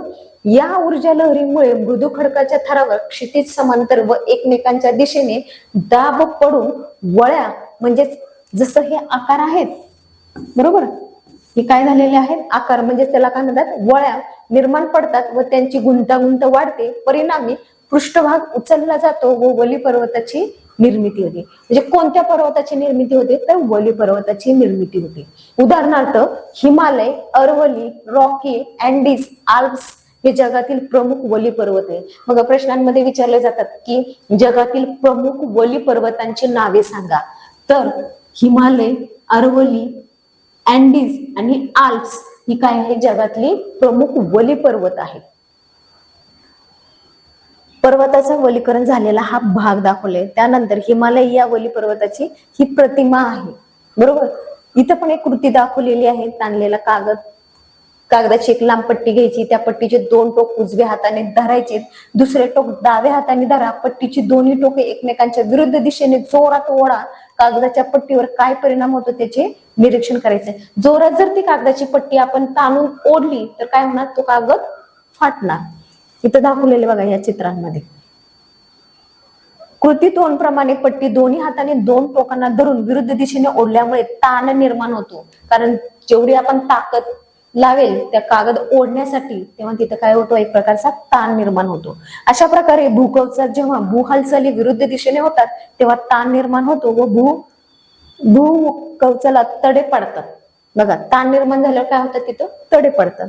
गट पर्वत अंतर्गत हालचालीमुळे क्षितिज समांतर व एकमेकांपासून दूर जाणाऱ्या ऊर्जा लहरी निर्माण होतात. अशा वेळी खडकांवर ताण निर्माण होतो, त्यामुळे खडकांना काय होतात, तडे पडतात. हे तडे विभंग म्हणून ओळखले जातात. बघा, खडकांना जेव्हा तडे पडतात तर त्या तडे पडलेल्या शब्दाला विभंग असं नाव म्हणून ओळखलं जातं, त्या नावाने ओळखले जातात. अशाच प्रकारे कठीण खडकांमध्ये ऊर्जा लहरी एकमेकांकडे आल्याने दाब पडूनही असे विभंग तयार होतात. इथं दाखवले बघा, दाबाचा परिणाम गट पर्वत दाखवलेला आहे, विभंग कसे झालेले. तर दोन समांतर विभागांमधील भूकवचाचा भाग जेव्हा वर उचलला जातो, बघा ह्या दोन मधील हा जो भाग आहे जेव्हा वर उचलला जातो तेव्हा हा उचलला गेलेला भाग ठोकळ्याप्रमाणे दिसतो. जसा ठोकळा असतो का नाही, चौकोनाकृती असतो, बरोबर, त्याप्रमाणे हा तो भाग काय दिसतो, वर तेवढाच भाग उचलला गेलेला दिसून येतो. भूभाग गट पर्वत म्हणून ओळखला जातो. गट पर्वताचा माथा सपाट असतो, त्यावर सुरुवातीच्या काळात शिखरे नसतात, त्यांचे उतार तीव्र असतात. उदाहरणार्थ युरोपमधील ब्लॅक फॉरेस्ट पर्वत, भारतातील मेघालय पठार हे देखील अशाच पद्धतीने तयार झालेले. बघा, मेघालय पठार इथं दाखवलेल्या चित्रांमध्ये हे गट पर्वत आहे. आता इथं करून पाहायला सांगितलं की 3 समान आकाराच्या वह्या घ्यायच्यात, त्या टेबलाच्या वर 2-3 सेमी अंतर ठेवून घट्ट धरायच्यात. आता त्यातील बाजूच्या 2 वह्या एकमेकांपासून किंचित काय करायच्यात, दूर करायच्यात. काय होते ते निरीक्षण पण करायचे आपल्याला, आणि काय होते ते पाहायचे. भूपृष्ठावर क्षितिज समांतर हालचाली जेव्हा परस्पर विरोधी दिशांना होतात तेव्हा भूकवचातील खडकांवर ताण पडतो. ताण वाढल्यास खडकांना तडे पडतात, त्यामुळे विभंग निर्माण होतात. परिणामी दोन्ही बाजूचे खडक सरकतात. खडकाच्या थराची सलगता राहत नाही. म्हणजे खडक जर लेवलने असेल, सलग असेल तर सलगता राहते का, तेव्हा नाही, कारण दोन्हीकडचा भाग एकसारखा राहतो आणि मधलाच भाग काय होतो, वर उचलला जातो. आता खचदरी बघा, इथे दाखवली खचदरी नर्मदा नदीची दाखवलेली आहे. दोन्ही बाजूचे उतार तीव्र असतात. उदाहरणार्थ भारतातील नर्मदा नदीची खचदरी, आफ्रिका खंडातील ग्रेट रिफ्ट व्हॅली, युरोपमधील वाहीन नदीची खचदरी इत्यादी. बघा, खंड निर्माणकारी हालचाली. आता मंद भू हालचाली पृथ्वीच्या केंद्राकडे किंवा पृथ्वीच्या केंद्रापासून भूकवचाच्या दिशेने होतात. या हालचालींमुळे भूकवचाचा विस्तीर्ण भाग वर उचलला जातो किंवा खचतो. भूकवचाचा भाग समुद्र सपाटीपासून वर उचलला गेल्यामुळे खंडाची निर्मिती होते, म्हणून या भू हालचाली खंड निर्माण करणारी हालचाली म्हणून ओळखले जातात. बघा, ह्या हालचालींना पण नाव दिलेलं आहे की खंड निर्माण करणारी हालचाल म्हणून. परंतु मूळचा भूभाग खाली खचल्यास तो समुद्र सपाटीच्या खाली जातो. अशा वेळी तो भूभाग सागराच्या पाण्याखाली जाऊन सागर तळाचा तो एक काय बनतो, भाग बनतो. शीघ्र भू हालचाली. बघा, आपण पाठाच्या सुरुवातीला भूकंपाच्या बातमीचा अभ्यास करून चर्चा केली. नेपाळमधील काठमांडू येथील भू म्हणजे जमीन आणि कंप म्हणजे थरथरणे. बघा, भूकंप ह्या शब्दाचा अर्थ इथं सांगितलाय की भू म्हणजे काय आहे, भू म्हणजे जमीन, बरोबर. भू म्हणजे काय आहे, जमीन, आणि कंप म्हणजे काय तर थरथरणे. कंप म्हणजे थरथरणे, भू म्हणजे जमीन. भूकंप ही भूकवचाची हालचाल आहे. भूकंपाची तीव्रता व परिणाम यांची माहिती तुम्हाला सुरुवातीला दिलेल्या कृतीतून झाली असेलच. आता आपण पृथ्वीच्या अंतरंगातील भूकंप आणि ज्वालामुखी या शीघ्र हालचालींची माहिती घ्यायची. म्हणजे भूकंपामधील जो ज्वालामुखी आहे त्या ज्वालामुखीच्या उद्रेकामुळे लाव्हारस बाहेर येतो आणि तेव्हाच हा भूकंप होतो, याची आपल्याला माहिती घ्यायची. बघा, रेल्वे स्टेशनच्या फलटावर उभे असताना जवळच्या रुळावर एखादी गाडी वेगाने जात असल्यास फलाटावर कंपने जाणवतात. जेव्हा ट्रेन जाते आणि ट्रेनच्या जर जवळ आपण जात असेल तर ट्रेन गेल्यानंतर देखील बघा तिथली जी जमीन आहे ती हादरलेली दिसते. म्हणजेच काय होतं, तिथे कंपन होतं त्या जमिनीचे. एखाद्या पुलावरून अवजड वाहन वेगाने जात असेल तर पुलावर कंपने जाणवतात, कारण ते जड वाहन जात असतं. त्यामुळे या अनुभवावरून किंवा अनुभवातून भूकंपाच्या वेळी होणाऱ्या कंपनाचा काहीसा अंदाज आपल्याला बांधता येतो. म्हणजे इथे उदाहरण त्यांनी दिलेले आहे की रेल्वे स्टेशन आणि पुलावरून एखादं जड वाहन जात असेल तेव्हाच. तर भूकंप भूपृष्ठाच्या अंतर्गत भागात होणाऱ्या हालचालींमुळे भूकवचात प्रचंड ताण निर्माण होतो. ताण विशिष्ट मर्यादेपलीकडे गेल्यावर तो मोकळा होतो व तेथे ऊर्जेचे उत्सर्जन होऊन ऊर्जा लहरी निर्माण होतात. यामुळे भूकंप कंप पावतो, म्हणजेच भूकंप होतो. भूकंपाची तीव्रता रिश्टर या एककात भूकंप मापन यंत्राने मोजतात. बघा, भूकंप किती रिश्टर झाला असं म्हणतात. म्हणजे ते भूकंप मोजण्याचं जे एकक आहे त्याला काय नाव दिलेलं आहे तर रिश्टर हे नाव दिलेलं आहे. त्या रिश्टर या नावानेच तो भूकंप त्या यंत्राने ते काय केलं जातं, मोजतात. आता आकृती 2.11 साधे भूकंप मापक यंत्र व आलेख दाखवलेला आहे. बघा, आता भूपट्टा सरकणे, भूपट्टा एकमेकांवर आदळणे. बघा, भूकंपाची कारणे काय आहेत, कशामुळे भूकंप होतो, तर पहिला आहे भूपट्टा सरकणे. भूपट्टा एकमेकांवरती काय होतं, आदळतात. भूपट्टा एकमेकांच्या वर किंवा खाली जाणे. भूपृष्ठाच्या अंतर्गत भागात ताण निर्माण होऊन खडकांमध्ये काय होतात, विभंग निर्माण होतात. म्हणजे ते खडकांना काय पडतात, तडे पडतात. तर ज्वालामुखीचे उद्रेक होणे. बघा, भारत, ऑस्ट्रेलिया, आफ्रिका, युरेशिया, उत्तर अमेरिका, दक्षिण अमेरिका, पॅसिफिक, अंटार्क्टिक हे 7 प्रमुख काय आहेत, भूपट्टे आहेत. बघा, इथे विचारलं जातं प्रश्नांमध्ये की 7 प्रमुख भूपट्ट्यांची नावे सांगा. मग आपल्याला सांगता आली पाहिजे की भारत, ऑस्ट्रेलिया, आफ्रिका, युरेशिया, उत्तर अमेरिका, दक्षिण अमेरिका, पॅसिफिक, अंटार्क्टिक हे 7 काय आहेत, प्रमुख भूपट्ट आहेत. पृथ्वीचे कवच अशा भूपट्टाने तयार झालेले आहे. या भूपट्टावर खंड किंवा महासागर पसरलेले आहेत. पृथ्वीच्या प्रावरणात निर्माण होणाऱ्या दाब व ताणांनुसार हे भूपट्टा वेगवेगळ्या दिशेने काय होत असतात, सरकत असतात. भूकंप नाभी व अपिकेंद्र. बघा, भूपृष्ठाखाली होणाऱ्या हालचालींमुळे मोठ्या प्रमाणात ताण निर्माण होतो. जेव्हा हालचाली होतात भूपृष्ठाखाली तेव्हा काय होतो, तिथे ताण निर्माण होतो व तो साचत जातो. हा ताण भूकवचात ज्या ठिकाणी मोकळा होतो त्या ठिकाणी ऊर्जेचे काय होत असतात, तिथे उत्सर्जन होते. तेथे भूकंप केंद्र बघा इथं दाखवले, भूकंप लहरीचा प्रकार, बरं का. या केंद्रास भूकंप नाभी असे म्हणतात. या केंद्रातून विविध दिशांना ऊर्जा लहरी पसरतात. या लहरी भूपृष्ठावर जिथे सर्वात प्रथम पोहोचतात, म्हणजेच भूकंप नाभीपासूनचे भूपृष्ठावर सर्वात जवळचे ठिकाण, तिथे भूकंपाचा धक्का सर्वात प्रथम जाणवतो. भूपृष्ठावरील अशा केंद्रास भूकंपाचे अपिकेंद्र म्हणतात. बघा, सुरुवातीचा जो पट्टा आहे, जो भाग आहे त्या भागाला काय म्हणतात, अपिकेंद्र म्हणतात. भूकंपाचे अपिकेंद्र हे भूकंप नाभीशी लंबरूप असतात. बघा, भूकंप नाभी आहे, इथं प्रथम लहरी, दुय्यम लहरी, भूपृष्ठ लहरी, भूकंप अपिकेंद्र आणि इथं आहे भूपृष्ठ. या आकृतीमध्ये सर्व काही या भागांची नावं, हा भाग कोणत्या नावाने ओळखला जातो हे सगळं दाखवलेलं आहे. भूकंप नाभीकडून ताण मुक्त झाल्यावर मुक्त झालेले ऊर्जेचे उत्सर्जन सर्व दिशांनी होते. ही ऊर्जा विविध लहरीच्या रूपात भूपृष्ठाकडे येते. या भूकंप लहरीचे प्राथमिक, दुय्यम, भूपृष्ठ असे 3 प्रकार पडतात. बघा, या भूकंप लहरीचे किती प्रकार आहेत? टोटल 3 प्रकार आहेत. आणि ते 3 प्रकार कोणते? तर एक आहे प्राथमिक, दुय्यम आणि तिसरं आहे भूपृष्ठ, असे 3 प्रकार पडतात. आता त्यामधला पहिल्यांदा आपण पहिला प्रकार पाहूया की प्राथमिक लहरी, प्रायमरी. बघा, भूगर्भात ऊर्जेचे उत्सर्जन झाल्यावर या लहरी भूपृष्ठावर सर्वप्रथम पोहोचतात. म्हणजेच प्राथमिक लहरी, जे की इथे चित्रांमध्ये दाखवलेले आहेत त्या नकाशांमध्ये, की त्या काय होतात, सुरुवातीला सर्वप्रथम पोहोचतात. या लहरी भूकंप नाभीपासून पृथ्वीच्या त्रिज्येच्या स्वरूपात सर्व दिशांनी भूपृष्ठाकडे अत्यंत वेगाने प्रवास करतात. या लहरीच्या मार्गातील खडकामधील कण लहरीच्या वहनाच्या दिशेने पुढे मागे होतात. ती जी दिशा आहे ती पुढे मागे होत असते. त्यामुळे या लहरींना पुढे मागे होणाऱ्या लहरी असेही म्हणतात. या लहरी घन, द्रव व वायू या 3ही माध्यमातून प्रवास करू शकतात. म्हणजे या ज्या लहरी आहेत पुढे मागे ज्या होतात त्या एक तर 3 प्रकारच्या माध्यमातून प्रवास करतात. एक तर घन, द्रव आणि वायू. मात्र द्रव रूपातील प्रावरणातून प्रवास करताना त्यांच्या दिशेत बदल होतो. प्राथमिक लहरीमुळे भूपृष्ठावरील इमारती पुढे मागे हलताना आपल्याला काय करतात, दिसून येतात. दुय्यम लहरी, आता हे झाले प्राथमिक लहरी. प्राथमिक लहरीमध्ये तर इमारती पुढे मागे झाल्यासारख्या दिसतात. त्यानंतर त्या कोणकोणत्या माध्यमाच्या प्रवासातून प्रवास करतात, तर घन, द्रव आणि वायू. द्रव मधले काय आहेत, जास्त करून तिथे दिशा बदललेली दिसून येते.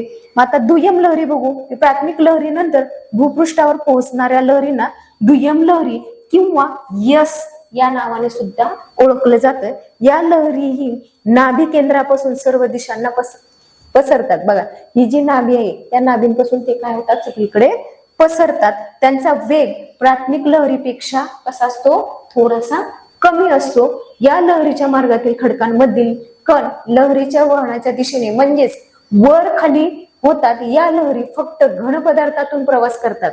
बघा, दुय्यम लहरीमध्ये फक्त घन पदार्थांमधूनच या काय होत असतात, प्रवास करत असतात. परंतु द्रव पदार्थात शिरल्यावर त्या शोषल्या जातात. या लहरीमुळे भूपृष्ठावरील इमारती वर खाली हलतात. प्राथमिक लहरीपेक्षा या अधिक विध्वंसक असतात. तिसरा आहे भूपृष्ठ लहरी. प्राथमिक पाहिलं, दुय्यम पाहिलं, आता तिसरा आहे भूपृष्ठ लहरी. तो एल या नावाने दाखवलं जातं. प्राथमिक व दुय्यम लहरी भूपृष्ठापर्यंत अपिकेंद्र येऊन पोहोचल्यानंतर भूपृष्ठ लहरीची निर्मिती होते. या लहरी भूकवचात पृथ्वीच्या परिघाच्या दिशेने प्रवास करतात. मग पृथ्वीचा परिघ जो असतो त्या दिशेने या काय करतात, लहरी प्रवास करतात. त्या अतिशय विनाशकारी असतात. बघा, भूपृष्ठ लहरीमध्ये काय असतात, त्या एकदम विनाशकारी असतात. आणि दुय्यम लहरीमध्ये त्या काय असतात, विध्वंसक असतात. तर भूकंप मापन यंत्र, बघा इथं दाखवलेले वजन काट्याचा प्रयोग पण करून दाखवायचा आहे आपल्याला. आता इथं दाखवलेला आहे भूकंप मापन यंत्र. या यंत्राद्वारे भूकंप लहरीचा आलेख काढता येतो. या आलेखाचा अभ्यास करून भूकंपाची आपल्याला काय समजते, तीव्रता समजते. 2.11 मध्ये साधे भूकंप मापन यंत्र व त्यावर तयार होणारा आलेख दाखवला आहे. आता अद्ययावत तंत्राच्या साहाय्याने आधुनिक भूकंप मापन यंत्रे तयार करण्यात आली आहेत. त्यांच्याद्वारे अति सूक्ष्म लहरी देखील काय करता येतात, आपल्याला मोजता येतात. बघा, स्प्रिंगच्या वजन काट्याच्या हुकाला एक पिशवी अडकवायची. पिशवी खाली खेचा व सोडा. स्प्रिंगचे निरीक्षण करून नोंद करायची आपल्याला. इथं आकृती दाखवलेलीच आहे. दोरीचा प्रयोग सुद्धा दाखवलेला आहे. त्याच प्रकारे रांगोळीपासून सुद्धा आपल्याला समजतं. भूकंपाचे परिणाम काय काय होतात बघा. जमिनीला पहिल्यांदा काय पडतात, तडे पडतात. भूमिपात होऊन दरडी कोसळतात. काही वेळा भूजलाचे मार्ग बदलतात. उदाहरणार्थ विहिरींना पाणी येते किंवा विहिरी कोरड्या सुद्धा पडतात. काही प्रदेश उंचावले जातात तर काही प्रदेश खचतात. सागराच्या पाण्यात सुनामी लाटा तयार होतात. या लाटांमुळे किनारी भागात मोठी जीवित व वित्तहानी होऊ शकते. बघा, या भूकंपामुळे काय होते, तर सागराच्या ज्या पाण्यामध्ये त्सुनामी लाटा तयार होतात आणि त्या लाटांमुळे मोठ्या प्रमाणात जीवित व वित्तहानी सुद्धा होऊ शकते. हिमाच्छादित प्रदेशात हिमखडे कोसळतात, इमारती कोसळून जीवितहानी व वित्तहानी होते, वाहतुकीचे मार्ग खंडित होतात. म्हणजेच अशा प्रकारची जर दुर्घटना घडली, भूकंप झाला, तर येण्या जाण्यासाठी जे वाहतूक मार्ग असतो तो सुद्धा खंडित होतो. संदेशवहन व्यवस्था कोलमडते, म्हणजे आपण एकमेकांना संदेश देऊ शकत नाही, कारण तिथे भूकंप झालेला असतो, संपर्क तुटलेला असतो गावोगावांचा. भूकंपाच्या वेळी कोणत्या प्रकारची दक्षता घ्यावी याबाबतची माहिती जमा करायची आणि प्रात्यक्षिक त्या वर्गामध्ये काय करायचं, आपल्याला सादरीकरण करून दाखवायचे. आता ज्वालामुखी बघूया. पृथ्वीच्या प्रावरणातून तप्त असे द्रव, घन किंवा वायुरूप पदार्थ पृष्ठावर फेकले जातात. ही क्रिया म्हणजे ज्वालामुखीचा काय असतो, ते उद्रेक झाला असं म्हणतो. ही क्रिया घडताना राख, पाण्याची वाफ, अनेक प्रकारची विषारी व ज्वलनशील वायू, तप्त द्रव रूपातील शिलारस इत्यादी पदार्थ बाहेर फेकले जातात. बघा, जेव्हा ज्वालामुखीचा उद्रेक होतो तर त्या उद्रेकातून काय काय बाहेर पडताना दिसतं आपल्याला, तर राख दिसते, पाण्याची वाफ दिसते, अनेक प्रकारचे विषारी किंवा ज्वलनशील वायू, त्यानंतर तप्त द्रवरूपातील शिलारस पदार्थ जो आहे तो बाहेर फेकला जातो. भूपृष्ठावर आल्यावर शिलारसाला काय म्हटलं जातं, लाव्हारस. बघा, ज्वालामुखीचा उद्रेक झाल्यानंतर जो शिलारस बाहेर पडतो म्हणजे लाव्हारस म्हणून त्याला ओळखलं जातं.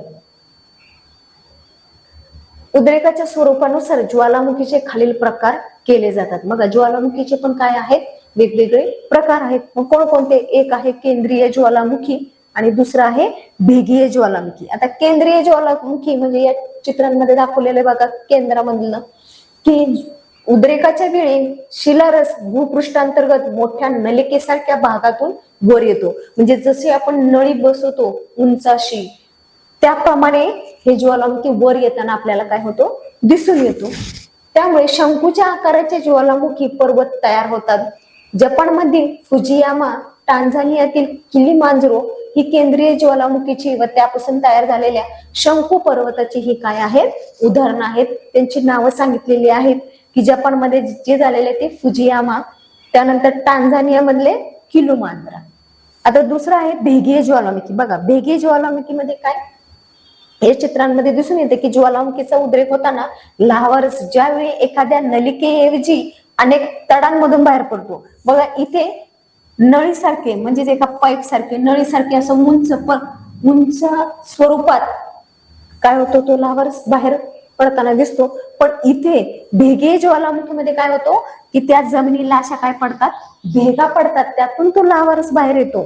त्यातील भेगीय ज्वालामुखी असे म्हणतात, ज्वालामुखी उद्रेकातून बाहेर पडणारे पदार्थ तडांच्या दोन्ही बाजूस पसरतात, त्यामुळे ज्वालामुखी पठारे तयार होतात. त्या ठिकाणी काय तयार होतं, ते ज्वालामुखी पठार तयार होतो. भारतातील दख्खनचे पठार अशा पद्धतीच्या ज्वालामुखीमुळे तयार झाले आहे. आकृती 2.17 मध्ये दाखवलेला आहे. उद्रेकाच्या कालावधीनुसार ज्वालामुखीचे 3 प्रकार होतात. वर्तमानात वारंवार उद्रेक होत असतो असा ज्वालामुखी म्हणजेच जागृत ज्वालामुखी होय. उदाहरणार्थ जपानचा फुजियामा व भूमध्य सागरातील स्ट्रांबोली काही काळासाठी शांत असतो व पुन्हा कधीतरी एकदम काय होतो, तो जागृत होतो. अशा ज्वालामुखीचा सुप्त निद्रस्त ज्वालामुखी म्हणतात. उदाहरणार्थ इटलीतील व्हेसुलियस, अलास्कातील काटमाई, भारतातील बॅरन बेट ही त्यातली काय आहेत, एक उदाहरणं आहेत.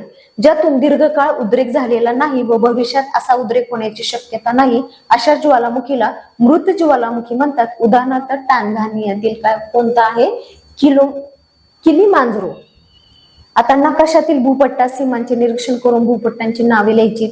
दक्षिण उत्तर अमेरिकेतील भूकंपाचे क्षेत्र खंडाच्या कोणत्या बाजूला आहे, तेथे कोणते पर्वतीय प्रदेश आहेत, आशिया खंडात भूकंप प्रवरण क्षेत्र कोणत्या पर्वतीय प्रदेशात आहे, त्यानंतर आफ्रिका खंडात ज्वालामुखी कोणत्या प्रदेशात एकवटले आहेत, त्याचे कारण काय असावे, भूकंप क्षेत्र, ज्वालामुखीचे वितरण आणि भूपट्टा सीमा यांचा सहसंबंध आपल्याला काय करायचा, इथं जोडायचा आहे. आता आकृती 2.18 विचार करता तुमच्या लक्षात येईल की भूपट्टा सीमांच्या भूकंप क्षेत्र, ज्वालामुखी क्षेत्र यांच्याशी थेट संबंध आहे. बहुतेक ज्वालामुखी हे या बघा इथे दाखवलेला आहे नकाशाद्वारे तुम्ही पाहू शकता, सीमांवर आहे. त्याचप्रमाणे भूकंप क्षेत्राचा विस्तारही या सीमावर्ती भागात काय होतो, आपल्याला दिसून येतो. भूपट्ट सीमांच्या ज्या भागात भूप्रदेश भूकवचाच्या आत जातो त्या ठिकाणी भूपट्टा ऱ्हास पावत असतो. अशा सीमांना भूपट्टा ऱ्हास सीमा म्हणतात. ज्या सीमांच्या क्षेत्रात नवीन भूपृष्ठ आकाराला येत असतात अशा सीमांना भूपृष्ठ निर्मिती सीमा म्हणतात. अशा दोन्ही क्रिया भूकवचात सतत सुरू असतात. ते काय एक तास झाल्यावर थोड्या वेळ थांबणार नंतर चालू होणार असं नाही, तर सतत कंटिन्यू ती काय असतात, सुरू असतात. ज्वालामुखीचे परिणाम, ज्वालामुखीच्या उद्रेकामुळे जीवित व वित्तहानी होते. बघा, ज्वालामुखीचा जर उद्रेक झाला तर एकही माणूस तिथे जिवंत राहत नाही, सगळ्यांची काय होते, जीवितहानी होते. महासागरातील ज्वालामुखीमुळे काही वेळेस सुनामी लाटा निर्माण, जर महासागरामध्ये झालं तर तिथे काय असतात, कोणत्या लाटा निर्माण होतात, तर सुनामी लाटा निर्माण होतात. ज्वालामुखीतून बाहेर पडणारी धूळ, धूर, राख, वायू, पाण्याची वाफ इत्यादी घटक दीर्घकाळ वातावरणामध्ये राहतात. ते काही भूकंप झाला, ज्वालामुखीचा उद्रेक झाला, लाव्हाच बाहेर पडला की लगेच 2 मिनिटात निघून जातात का, नाही, तर ते वातावरणामध्ये राहतात ते घटक. त्यामुळे पर्यावरणाचे संतुलन काय होतात, पर्यावरण संतुलन बिघडतं. त्यामुळे ज्वालामुखीच्या राखेमुळे जमीन सुपीक बनते. लाव्हारसामुळे अनेक प्रकारची खनिजे भूपृष्ठाजवळ उपलब्ध होऊ शकतात. ज्वालामुखीच्या उद्रेकामुळे नवभूमी निर्माण होते किंवा एखादे बेट नष्टही होऊ शकते. मृत ज्वालामुखीच्या मुखाशी पावसाचे पाणी जमा होऊन सरोवरे निर्माण होतात. बघा, भूकंपाचा परिणाम काय या चित्रांमध्ये दिसून येते की इमारत कशी कोसळली, इथं जीवितहानी झालेली आहे. त्यानंतर सह्याद्री म्हणजे ज्वालामुखीमुळे तयार झालेले लाव्हाचे थर दिसतात इथे. भारताच्या मुख्य भूमीचा आग्नेय दिशेस बंगालच्या उपसागरामध्ये अंदमान आणि निकोबार बेटांचा समूह आहे. या समूहामधील बॅरन बेटावर भारतातील एकमेव जागृत ज्वालामुखीचे क्षेत्र आहे. हा ज्वालामुखी गेली कित्येक वर्षे सुप्त अवस्थेत होता, परंतु फेब्रुवारी 2017 पासून, बघा कोणत्या महिन्यामध्ये, तर फेब्रुवारी महिन्यात, आणि साल कोणता आहे तर 2017, यापासून ज्वालामुखीचा उद्रेक होत आहे. या उद्रेकातून प्रामुख्याने धूळ, धूर आणि चिखल बाहेर पडत असून काही प्रमाणात लाव्हा सुद्धा काय होतो, बाहेर पडतो. तर अशा प्रकारे हा लेसन झाला. या लेसनचे खालचे क्वेश्चन आन्सर तुम्हाला सॉल्व्ह करायचे. त्यानंतर पुढचा धडा आहे बाह्य प्रक्रिया भाग 1. याचे भाग 2 आहेत. पहिल्यांदा आपण बाह्य प्रक्रिया भाग 1 पाहूया की बाह्य प्रक्रिया भाग 1 मध्ये कोणकोणते घटक आहेत. तर पहा, अंतर्गत हालचालीमुळे विविध भूरूपे निर्माण होतात. भूपृष्ठावरील अनेक प्रक्रियांमुळे भूरूपांची निर्मिती व ऱ्हास अव्याहतपणे होत असते. या पाठात आपण बाह्य प्रक्रियांचा आणि त्यामधून तयार होणाऱ्या भूरूपांचा अभ्यास करणार आहोत. भूपृष्ठावर कार्यरत असलेल्या बलांमुळे बाह्य प्रक्रिया घडून येतात. यात मुख्यतः कोणकोणते तर सौर ऊर्जा, गुरुत्वीय बल, भूपृष्ठावरून वाहणाऱ्या पदार्थांशी निगडीत असलेली गतिजन्य ऊर्जा यांची भूमिका या ठिकाणी सर्वात महत्वाची असते. आता अंतर्गत हालचालींमुळे पृथ्वीवर निर्माण होणारी भूरूपे प्राथमिक, द्वितीय भूरूपे म्हणून ओळखली जातात. उदाहरणार्थ तर कोणकोणती आहेत तर खंड, पर्वत, पठार, मैदान इत्यादी. आता बाह्य प्रक्रियेतील विदारण, खनन, वहन, संचयन इत्यादीमुळे प्राथमिक व द्वितीय भूरूपात बदल होऊन त्यापासून तृतीयक स्वरूपाची भूरूपे तयार होतात. उदाहरणार्थ वाळूच्या टेकड्या, त्रिभुज प्रदेश आणि यू आकाराची काय होते, तिथे दरी होते. बघा, यू आकाराची अशी. त्या दिलेली चित्र पाहायची, त्या प्रत्येक चित्रातील खडकांच्या स्वरूपाचे निरीक्षण करायचे. खडक फुटलेले आहेत का, तडा गेलेले आहेत का, छिद्र पडलेले दिसतात का, या चित्रात शिल्प विद्रूप झालेले दिसत आहे, याची अशी अवस्था का झाली असावी याबद्दल विचार करायचे आणि सुचतील ती कारण थोडक्यात तुम्हाला काय करायची तिथे सांगायची आहेत. तुम्ही शोधलेल्या कारणांची चर्चा पण करायची. कारणे सुद्धा संयुक्त आहेत की हे शिक्षकाकडून जाणून सुद्धा घ्यायचे. बघा, इथं छिन्न भिन्न विदारक, कायिक विदारण म्हणजे ह्या खडकाला बघा ते तडा पडले, त्याचे वेगवेगळे तुकडे झालेले दिसतात. त्यानंतर घुमटाकार टेकडीचे अपपर्णन म्हणजे कायिक विदारण, खंड विखडन म्हणजे कायिक विदारण, असे वेगवेगळे प्रकार दिसून येतात. भस्मीकरण म्हणजेच रासायनिक विदारण. त्यानंतर जैविक विदारण इथे दाखवलेलं आहे. जैविक विदारणाचं 3.1 मध्ये आकृती दाखवलेली आहे. त्यानंतर रासायनिक विदारण दाखवले, रासायनिक विदारण आणि क्षार विदारण हे देखील. आता खडक फुटणे, कमकुवत होणे ही नैसर्गिक प्रक्रिया. खडक फुटणे अचानक फुटतं, तिला विदारण किंवा अपक्षय असे म्हणतात. बघा, जेव्हा खडक फुटतात, कमकुवत होतात, कमजोर होतात, तेव्हा त्या प्रक्रियेला काय म्हणतो आपण? विदारण, किंवा त्याला अजून एक शब्द आहे अपक्षय असे म्हणतात. कायिक, रासायनिक, जैविक असे विदारणाचे 3 प्रमुख प्रकार आहेत. बघा, विदारणाचे प्रकार किती आहे असा प्रश्न असतो की विधानाचे प्रकार किती आहेत, तर आपलं उत्तर आलं पाहिजे की विधानाचे 3 प्रकार आहेत. मग त्या 3 प्रकारांची नावं विचारली तर मग कायिक, रासायनिक आणि जैविक हे 3 आहेत. कोरड्या हवामानाच्या प्रदेशात कायिक विधानाचा प्रभाव जास्त असतो. म्हणजे जिथं कोरडं हवामान असेल त्या प्रदेशामध्ये तिथं कायिक विधानाचा प्रभाव कसा असतो? जास्त असतो. तर दमट हवामानाच्या प्रदेशामध्ये रासायनिक विदारण प्रामुख्याने दिसते आणि जैविक विदारण हे सजीवांकडून घडते. आता एक करून पाहिजे, कायिक विदारण म्हणजेच काय व कशाला म्हणतात? बघा, एक कांदा घ्यायचा आहे, तो मधोमध आपल्याला काय करायचंय? कापायचंय. कापलेल्या भागाचं निरीक्षण करायचंय आपल्याला. आता या कांद्याच्या प्रत्येक पापुद्रा वेगवेगळ्या करण्याचा प्रयत्न करायचा, जे ते वेगवेगळे असे सुट्टे करायचे. ते तुमच्या असे लक्षात येईल की कांद्याचा पापुद्रा जसा वेगळा होतो तशाच प्रकारची क्रिया निसर्गामध्ये उघडल्यावर पडलेल्या खडकाच्या बाबतीत होते. खडकाचा उघडा पडलेला भाग अधिक तापतो, त्या मानाने आतील भाग थंडच राहतो. त्यामुळे खडकाचे वरचे थर पापुद्र्याप्रमाणे सुट्टे होतात. हे खडकाचे अपपरण असते. आकृती 3.2 मध्ये इथं दाखवलेले आहे की खडकाचे कसे पापुद्रे वेगवेगळे झालेले आहेत. त्यासाठी त्यांनी निरीक्षण करायचे की हे जर तुम्हाला समजले असेल तर कृती करून पाहिजे. कांदा घ्यायचा, मधोमध कापायचा आणि कापल्यानंतर निरीक्षण करायचे की त्या 2 भागांची जे कांद्याचा जो भाग जो असतो कापलेला मधोमध, तो काय करायचा? आपल्याला वेगवेगळा करायचा. तर कायिक विदारण मुख्यतः खालील कारणांमुळे घडून येते. तापमान, दहीवर स्फटिकांची वाढ, दाब मुक्ती आणि पाणी हे घटक याला कारणीभूत आहेत. बघा, तापमान, आता वाढत्या तापमानामुळे खडकातील खनिजे प्रसरण पावतात. तापमान वाढलं की खनिजे प्रसरण पावतात. त्यानंतर तापमान कमी झाल्यावर काय होतात? ती आकुंचन पावतात. अशा सततच्या प्रसरण आकुंचनामुळे खडकातील कणात ताण निर्माण होत राहतो. खडकातील प्रत्येक खनिजांचा तापमानाच्या फरकास दिलेला प्रतिसाद वेगवेगळा असतो. काही खनिजे जे असतात ती जास्तच प्रमाणात प्रसरण पावतात, तर काही खनिजे कमी प्रमाणात प्रसरण पावतात. त्यामुळे खडकातील कणांमध्ये निर्माण होणारा ताण ही कसा असतो? एकसारखा नसतो, तर तो ताण ही कसा असतो? कमी जास्त होत असतो. परिणामी खडकांना तडे जातात. खडक काय होत असतात? फुटतात. ज्या प्रदेशात दैनंदिन तापमान कक्षा खूप जास्त असते तेथे असे विदारक मोठ्या प्रमाणात होत असतात. बघा, ज्या प्रदेशामध्ये तापमान जास्त प्रमाणात असेल तिथे विदारक काय असतात? मोठ्या प्रमाणात होत असतात. उदाहरणार्थ उष्ण वाळवंटी प्रदेश जिथे असेल तिथे.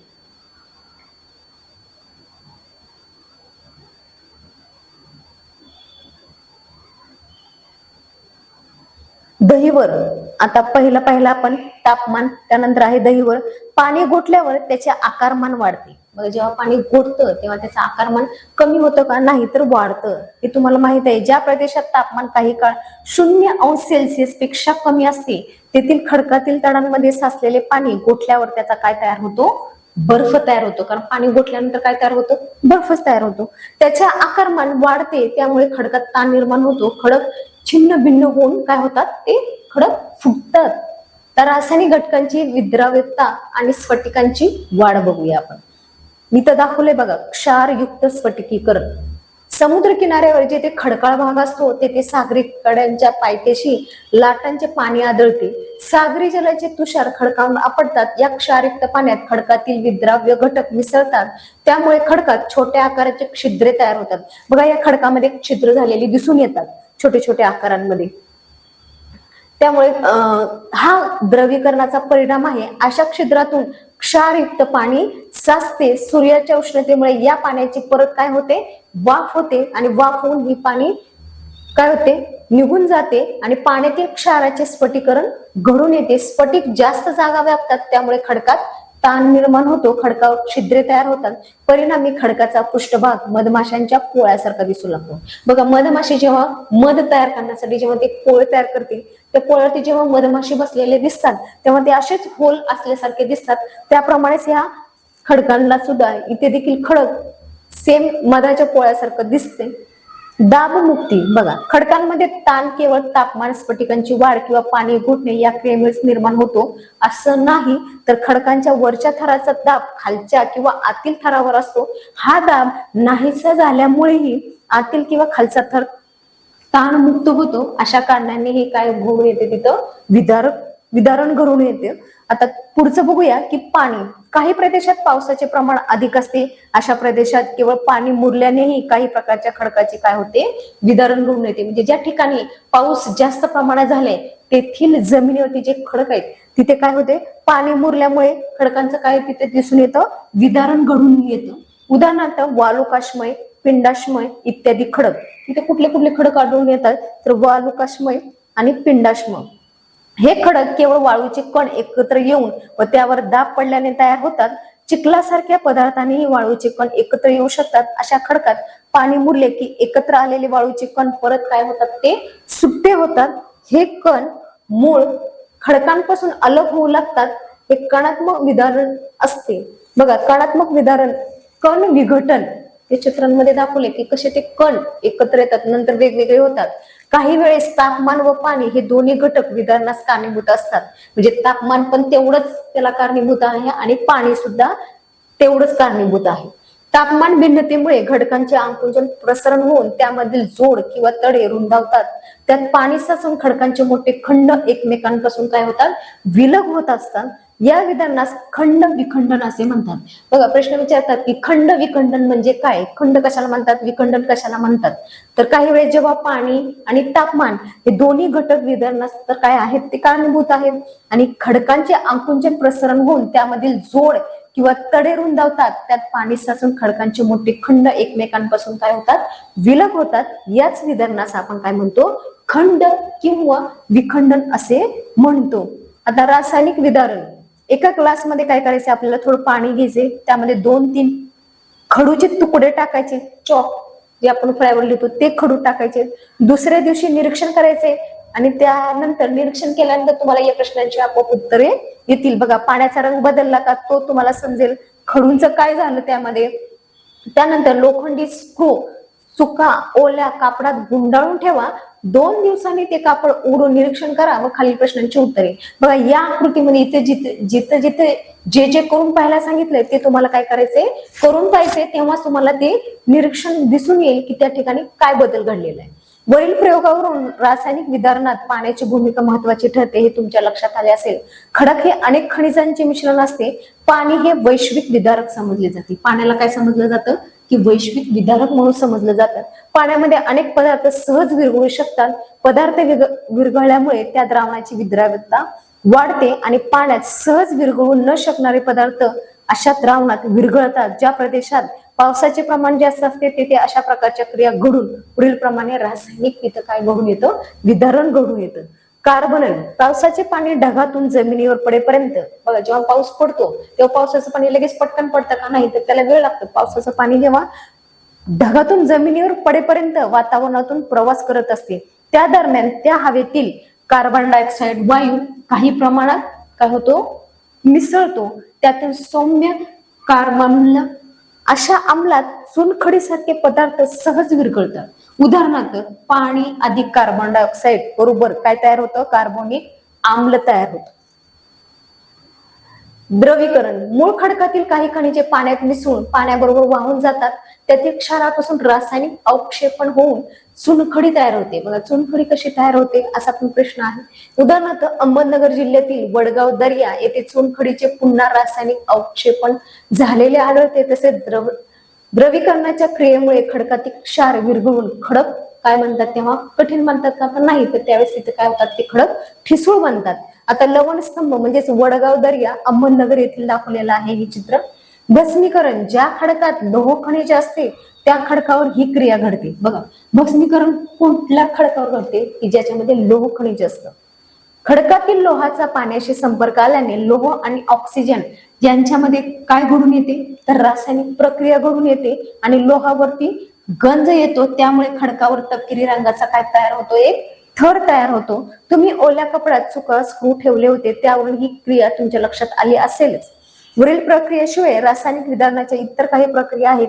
तुमच्या नेहमीच्या पाहण्यातील उदाहरण म्हणजेच पावसाळ्यात मिठाला काय सुटतं, पाणी सुटतं. बघा, आपण कितीही काचेची बरणी असो, प्लास्टिकची, कोणत्याही बरणीत जरी मीठ ठेवलं तरी त्या मिठाला काय सुटतं, पाणी सुटतं. केव्हा, पावसाळ्यामध्ये.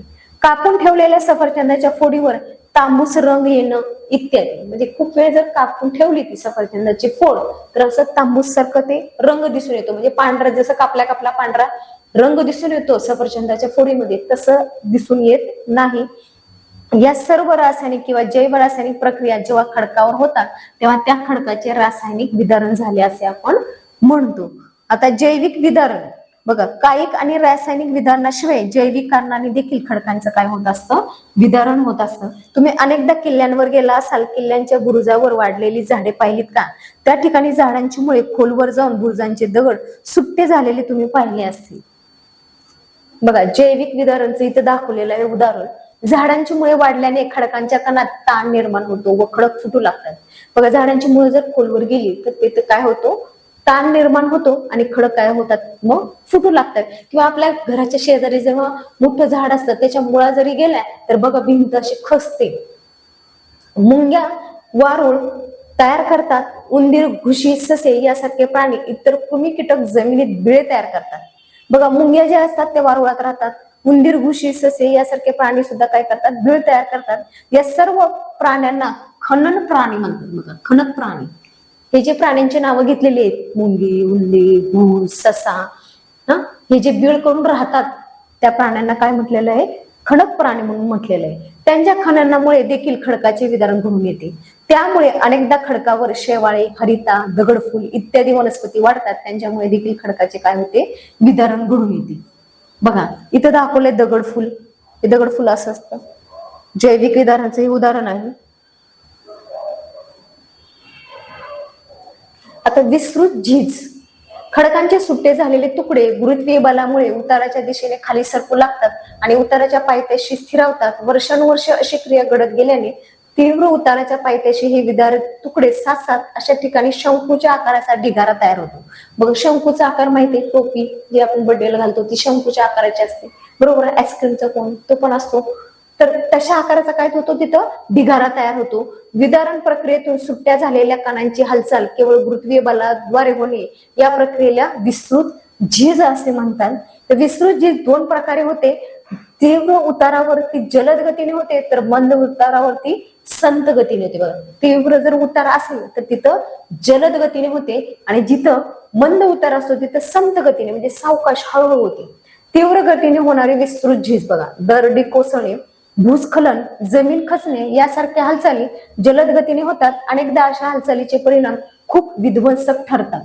बघा, ह्या जर हालचाली झाल्या तर ते काय होतात, तर विध्वंसक ठरतात. त्या तीव्र उतार असलेल्या दमट हवामानाच्या प्रदेशात अशा हालचाली होण्याची शक्यता जास्त असते. विदारित पदार्थाचा उतारावर थोडा थर, मोठा थर तयार होतो. अशा प्रदेशात पाऊस पडल्यावर विदारित पदार्थामध्ये पाणी मुरून त्यांचे काय होते, वजन वाढते. कारण तिथे पाऊस झालेला असतो, पाणी साचलेलं असतं.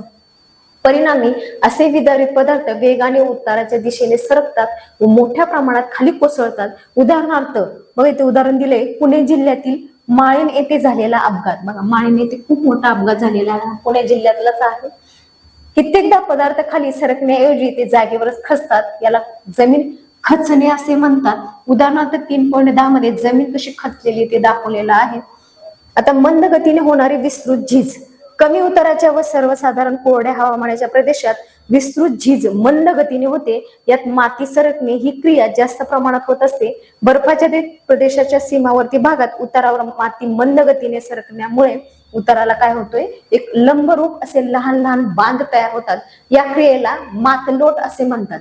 लंबरूप जर तयार झालं तर त्याला मातलोट असे म्हटलं जातं. तर दरडी कोसळणे बघा, दरड कशी कोसळतात ते दाखवलेलं आहे. त्यानंतर भूस्खलन कसं झालेलं आहे. मातलोट म्हणजे काय, तर बघा इथं दाखवलेले मातलोट म्हणजे खनन, अपक्षरण, विदारण किंवा विस्तृत झिजेप्रमाणेच खनन ही देखील एक काय आहे, बाह्य प्रक्रिया आहे. आंतर प्रक्रिया आहे का, नाही, तर ती एक बाह्य प्रक्रिया आहे. खनन हे विविध कारकांमार्फत घडून येते व त्यामध्ये वारा येते, वाहते पाणी, हिमनदी, सागरी जल, भूजल या कार्यामुळे काय होते, तिथं खनन दिसून येते. खणांची कारके, त्यामधून तयार होणारी भूरूपे यांचा अभ्यास आपण पुढील पाठात करणार आहोत. तर अशा प्रकारे हे बाह्य भाग 1 झालेला आहे. आता आपण पुढचा बघू बाह्य प्रक्रियेमधला भाग 2. तर बाह्य प्रक्रिया खनन अपक्षरण कार्यांमुळे भूपृष्ठाची मुख्यतः झीज होते. मागील पाठात म्हणजे याच्या अगोदरच्या पाठात आपण शिकलेलो आहे, अपक्षरण कार्यातून तयार झालेला गाळ कारखान्यांकडून वाहून नेला जातो. कारखान्यांची गती कमी झाल्यावर त्यांचं काय होते, त्या ठिकाणी संचयन होते. या पद्धतीने वाहते पाणी, हिमनदी, वारा, सागरी लाटा, भूजल ही कारके अपक्षरण, वहन व संचयनाचे कार्य करतात. या कारखान्यांमुळे भूपृष्ठात सतत बदल घडून येतात व नवजीवन भूरूपे तयार होतात. यातील काही भूरूपांची माहिती आपण या पाठामध्ये घेणार आहोत. तर कोणकोणती भूरूपे ते पण पाहणार आहोत. अगोदर पाहूया की नदीचे कार्य किंवा भूरूपे कोणती. बघा, ओहोळ, ओढा, नाला, नदी यात तुम्ही कसा फरक कराल. बघा, ओहोळ कशाला म्हणतात, ओढा कशाला म्हणतात, नाला कशाला आणि नदी कशाला, आणि त्यामध्ये काय काय फरक आहेत त्या सगळ्यांमध्ये. तर नदी म्हणजे काय बघा, नैसर्गिकरित्या एकत्रित झालेला पाण्याचा ओघ गुरुत्वाकर्षण शक्तीच्या प्रभावामुळे भूपृष्ठावर उताराच्या दिशेने वाहू लागतो. बघा, असा हा उतार आहे, या उताराच्याच दिशेने तो वाहू लागतो, स्वतःचा मार्ग आखत जातो. याला जलप्रवाह असे म्हणतात. स्वतःच तो त्या मार्गाने निघतो ना, त्यालाच आपण काय म्हणतो, जलप्रवाह. असे अनेक जलप्रवाह एकत्र येऊन नदीची निर्मिती होते. अनेक प्रकारचे जलप्रवाह जेव्हा एकत्र येतात तेव्हा तिथे काय निर्माण होते, नदीची निर्मिती होते. भूप्रदेशाचा उतार, खडकांचा प्रकार, नदीतून वाहणाऱ्या पाण्याचे प्रमाण व वेग, प्रवाहाची लांबी, नदीतील गाळाचे प्रमाण इत्यादी घटकावर नदीचे खनन, वहन व संचयन कार्य अवलंबून असते.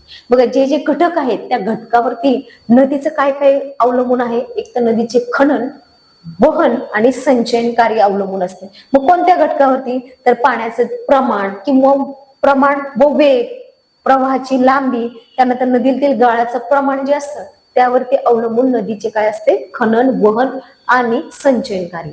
नदीचे खनन कार्य, नदीचा उगम समुद्र सपाटीपासून खूप उंचावर होतो. येथे नदी खूप वेगाने वाहते, त्यामुळे तिची झीज करण्याची शक्ती जास्त असते. नदीच्या वेगवान प्रवाहामुळे व तिच्यातील रेती, दगडगोटे यामुळे तसेच तिला येऊन मिळणाऱ्या अनेक उपप्रवाहामुळे नदीच्या तळाचे व काठाचे खनन होते. यामुळे गळही म्हणजेच व्ही आकाराची काय होते, तिथे दरी तयार होते. धबधबा इत्यादी भूरूपे तयार होतात. बघा, नदीचे वहन व संचयन कार्य काय आहे. नदी डोंगराळ भागातून कमी उताराच्या प्रदेशात वाहत येते. पर्वताच्या पायथ्याशी उतारात बदल झाल्यामुळे नदीतील भरण, गाळाचे संचयन या ठिकाणी होते. त्रिकोणी आकारात होणाऱ्या या संचयनातून पंखाकृती मैदाने तयार होतात. बघा, त्रिकोणाकृती जेव्हा आकारामध्ये हे संचयन घडून येतं तेव्हा तिथे काय होते, पंखाकृती मैदान तयार होतं. मंद उतारामुळे नदीचा वेग कमी होतो. नदीची वाहन क्षमता कमी झाल्यामुळे ती संतपणे वाहू लागते. लहानशा अडथळ्यांना देखील वळणे, नागमोडी, बघा इथं दाखवलेलं नदीचं नागमोडी वळण.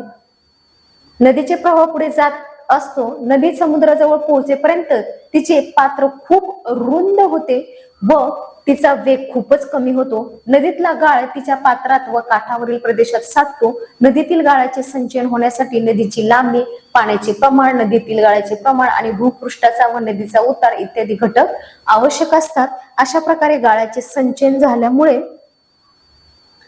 नदीपात्राच्या आजूबाजूस पूरतट, पूर मैदाने, तर मुखाकडील भागात त्रिभुज प्रदेश इत्यादी भूरूपे तयार होतात. आकृतीत दाखवलेला आहे पूरतट किंवा पूर मैदाने. बघा, पूर मैदान, पूरतट, नदीचं पात्र दाखवले आणि इकडं पण पूर मैदान आणि पूरतट दाखवलेला आहे. त्यानंतर शिक्षकाच्या मदतीने गळही, व्ही आकाराची दरी, धबधबा, पंखाकृती मैदान, नदीचे नागमोडी वळण, पूरतट, पूर मैदाने व त्रिभुज प्रदेश ही भूरूपे कशी तयार होत असावीत हे समजून तर आपण घेतलेलं आहे. नदीच्या कार्यामुळे तयार झालेल्या काही भूरूपांची छायाचित्र दिली आहे. ती पहा. ती भूरूपे नदीच्या कोणत्या कार्यामुळे तयार झाली असावीत ते छायाचित्र खाली चौकटीत लिहायचे. बघा, पंखाकृती मैदान इथं झालेले तयार, बरोबर. पूरतट व पूर मैदान जिथे या आकृतीमध्ये दाखवले त्या प्रकारे. त्यानंतर व्ही आकाराची काय झालेली इथं दरी तयार झालेली आहे. त्यानंतर त्रिभुज प्रदेश, बघा कोकणच्या किनारपट्टीवर अनेक खाड्या आहेत पण त्रिभुज प्रदेश नाही, असे का. बघा, नदीच्या नागमोडी वळणाजवळ एखादे सरोवर असते का, असते तर का असते. मग हिम नदीचे कार्य व भूरूपे, ज्या प्रदेशात तापमान गोठणबिंदूच्या खाली असते अशा प्रदेशात भीम स्वरूपात वृष्टी होते. काय होते तिथे, वृष्टी. तर हिमवृष्टीमुळे भूपृष्ठावर हिमथर तयार होतो. हिमाच्या प्रचंड वचनामुळे हिमथर भूपृष्ठाच्या उतारावरून घसरू लागतो. दाब घर्षण यामुळे थराच्या तळाशी जमिनी लगत असलेले बर्फ वितळू लागतात. बर्फ काय होतात, वितळतात. हिमनदी अतिशय संतपणे उताराच्या दिशेने सरकू लागते. नदीप्रमाणेच हिमनदी देखील खनन, वहन, संचयनाचे कार्य करते. बघा, हिमनदी ज्याप्रमाणे खनन, वहन, संचयन करते त्याचप्रमाणे हिमनदी देखील सुद्धा खनन, वहन आणि संचयनाचं काय करत असते, त्या ठिकाणी कार्य करत असते. हिमनदीचे खनन कार्य वेग कमी असला तरी बर्फाचे वस्तुमान जास्त असल्यामुळे हिमनदी आपल्या तळाचे किंवा काठाचे खनन कार्य मोठ्या प्रमाणात करत असते. हिमनदीच्या खनन कार्यातून हिमगव्हर, शुककट, गिरिशृंग म्हणजेच यू आकाराची दरी, लोंबती दरी व मेषशिला ही भूरूपे तयार होतात. कोणकोणती तयार होतात तर त्यांची नावं सांगितलेली आहे तिथं. हिमगव्हर, शुककूट, गिरिशृंग, यू आकाराची दरी, लोंबती दरी व मेषशिला ही काय होते तिथं भूरूपे तयार होतात. हिमनदीचे वहन व संचयन कार्य काय आहे बघा. हिमनदी वाहताना आपल्या बरोबर काय आणते ती तर गाळ वाहून आणते. जेव्हा हिमनदी वाहत असते तेव्हा ती स्वतः बरोबर काय नेते, गाळ सुद्धा वाहून येते. या गाळास हिमोड म्हणतात. बघा, तो जो गाळ हिमनदी स्वतः बरोबर घेऊन जाते त्या गाळाला एक नाव आहे, ते नाव आहे हिमोड. हिमोडचे संचयनाच्या स्थानानुसार भूहिमोड, पार्श्वहिमोड, मध्यहिमोड व अंत्यहिमोड असे 4 प्रकार आहेत. बघा, हिमोड कशाला म्हणतो, जेव्हा हिमनदी स्वतः बरोबर गाळ वाहून येते त्याला हिमोड म्हणतात. आता त्या हिमोडचे सुद्धा 4 प्रकार आहेत. मग त्याच्या 4 प्रकारांची नावं काय तर भू हिमोड म्हणतात, दुसरा आहे पार्श्व हिमोड, तिसरा आहे मध्य हिमोड आणि चौथा आहे अंत्य हिमोड. अशा प्रकारे ही 4 काय आहेत, प्रकार आहेत. आता निरीक्षण करायचे की हिमोडगिरी, हिमोड कटक इत्यादी भूरूपे तयार होतात हिमनदीच्या संचयन कार्यातून. हिमनदीच्या कार्यामुळे निर्माण होणाऱ्या विविध भूरूपांची माहिती शिक्षकांच्या मदतीने घ्यायची. बघा, हिमनदीचे हे पात्र आहे, मध्य हिमोड आहे, त्यानंतर बाष्प. बघा, पहिला प्रकार कुठला आहे तर भू हिमोड आहे, त्याच्यानंतर भूहिमोड नंतर पार्श्व हिमोड येणार, त्यानंतर मध्य हिमोड आणि त्यानंतर आहे अंत्य हिमोड. असे 4 प्रकार आहेत. हिमनदी प्रति दिवशी 1 सेमी ते 1 मीटर पर्यंत वेगवेगळ्या वेगाने पुढे सरकत असते. ग्रीनलँड मधील जाकोब श्रावण ही हिमनदी जगातील वेगवान हिमनद्यांपैकी एक असून ती प्रति दिवशी 46 मीटर वेगाने काय करते, ती वाहत असते. बघा, इथे हिमगव्हर आणि गिरिशृंग दाखवलेला आहे. गिरिशृंग सगळ्यात वर असतं आणि हिमगव्हर इथे खाली दाखवलेला आहे. बघा, यू आकाराची दरी, इथे यू आकार जसं आपण इंग्लिश मध्ये लेटर लिहितो यू, त्या प्रकारेच ही यू दरी, तिथं यू आकाराची दरी तयार झालेली आहे. त्यानंतर आहे मध्य हिमोड, पार्श्व व मध्य हिमोड. हिमोडचे हे प्रकार आहेत. बघा, इथं पार्श्व हिमोड आहे आणि इथं आहे मध्य हिमोड. त्यानंतर हिमोडगिरी, मेषशिला आणि भूहिमोड म्हणजेच हिमनदी. आता लोंबती दरी, ती दिसतं ती दरी, मधली जी दरी वाहते, दरीतून जे पाणी वाहतं ते. त्यानंतर हिमोड कटक याला म्हणतात. नदीचे पाणी ज्याप्रमाणे वाहताना दिसते तसेच हिमनदी आपल्याला वाहताना दिसेल का बरं. वाऱ्याचे कार्य व भूरूपे. हवेच्या हालचालीस वारा म्हणतात. बघा, वारा कशाला म्हणतात, हवेची जी हालचाल असते त्यालाच काय म्हणतो आपण, वारा म्हणतो. वारा हे वायुरूप बाह्य कारक आहे. वाऱ्याचे खनन, वहन, संचयन कार्य मुख्यतः वाळवंटी किंवा कमी पावसाच्या क्षेत्रात जास्त प्रभावीपणे आढळते. या प्रदेशात कायिक विदारण जास्त प्रमाणात असल्याने खडकांचा काय होतो त्या ठिकाणी भुगा व वाळू मोठ्या प्रमाणात पसरलेली तिथे दिसून येते. येथे वाऱ्यांच्या वाहन कार्यात अडथळा कमी असतो. वाऱ्यांबरोबर वाळूच्या कणांचे वहन होत असते. वाळूचे कण खूप दूरपर्यंत वाहून नेले जातात. ज्या ठिकाणी वाऱ्याचा वेग कमी होतो अशा ठिकाणी वाळूचे काय होते, तिथे संचयन होते. अशा प्रकारे वारा खनन, वहन आणि संचयनाचे कार्य करतो. बघा, वारा देखील खनन, वहन आणि संचयनाचं कार्य करतो. नदी देखील करते आणि हिमनदी देखील करते. वाऱ्याचे खनन कार्य. बघा, वारा आपल्या बरोबर लहान मोठ्या आकाराचे वाळूचे कण, दगड इत्यादी पदार्थ काय करत असतो, वाहून नेत असतो. वाऱ्याच्या मार्गातील खडकावर हे पदार्थ घासल्याने किंवा आपटल्याने खडकाचे काय होते, खनन घडून येते. यातून भूछत्र खडक, अपक्षरण खडगे, यारदान इत्यादी भूरूपे तयार होतात. बघा, आकृतीत दाखवले यारदान, वाऱ्याची दिशा दाखवलेली आहे. त्यानंतर वाऱ्याचे संचयन कार्य. बघा, वाऱ्याबरोबर वाहणारे वाळूचे कण निरनिळ्या आकाराचे असतात. बघा, एकाच आकाराचे कण जातात का, चला वारा सोसायटीचा वारा सुटलेला आहे, मग एकाच प्रकारचे जमिनीवरील कण त्या वाऱ्यासोबत वाहून जातात का, उडतात का, जातात का वाऱ्यासोबत, नाही. तर यातील सूक्ष्म कण खूप अंतरांपर्यंत आणि वेगवेगळ्या प्रकारचे कण त्याबरोबर काय होतात, वाऱ्याबरोबर वाहून जातात. तुलनेने मोठे व जड कण कमी अंतरापर्यंत वाहून नेले जातात. वाळवंटी किंवा कमी पावसाच्या प्रदेशात या वाळूचे काय होत असते, संचयन होत असते. त्यामुळे काही वैशिष्ट्यपूर्ण भूरूपाची निर्मिती होते. वाळूच्या टेकड्या, बारखान, सैफ, उर्मी चिन्हे, लोयस मैदान इत्यादी भूरूपे वाऱ्याच्या संचयन कार्यातून निर्माण होताना आपल्याला काय होतात, दिसून येतात. बघा, वारा जर जोराचा सुटला, जर आपण तिथून जात असेल तर बघा कण वाऱ्याबरोबर वाहून जातात, ते आपल्याला डोळ्यात सुद्धा जातात. मग डोळे सुद्धा आपल्याला उघडे करायला नको वाटत, पटकन आपण सेफ जागे म्हणजे घरात जाऊन बसू का काय असं होतं आपल्याला. वाऱ्याच्या कार्यामुळे निर्माण होणाऱ्या विविध भूरूपांची माहिती शिक्षकांच्या मदतीने घेतली. वाऱ्यांच्या कार्यामुळे तयार होणाऱ्या भूरूपांची माहिती छायाचित्रे पुढे दिली आहेत. ती पाहून छायाचित्राखालील चौकटीत ती भूरूपे खडन, संचयन यापैकी कोणत्या कार्यातून निर्माण झाली ती लिहायची. बघा, भूक्षेत्र खडक, त्यानंतर वालुकागिरी म्हणजेच बारखान आणि उर्मी चिन्हे जे आपण आता पाहिलेली आहेत. सैफ, वाळूच्या टेकड्या आहेत. यारदांग आहे इथं. त्यानंतर हमादा,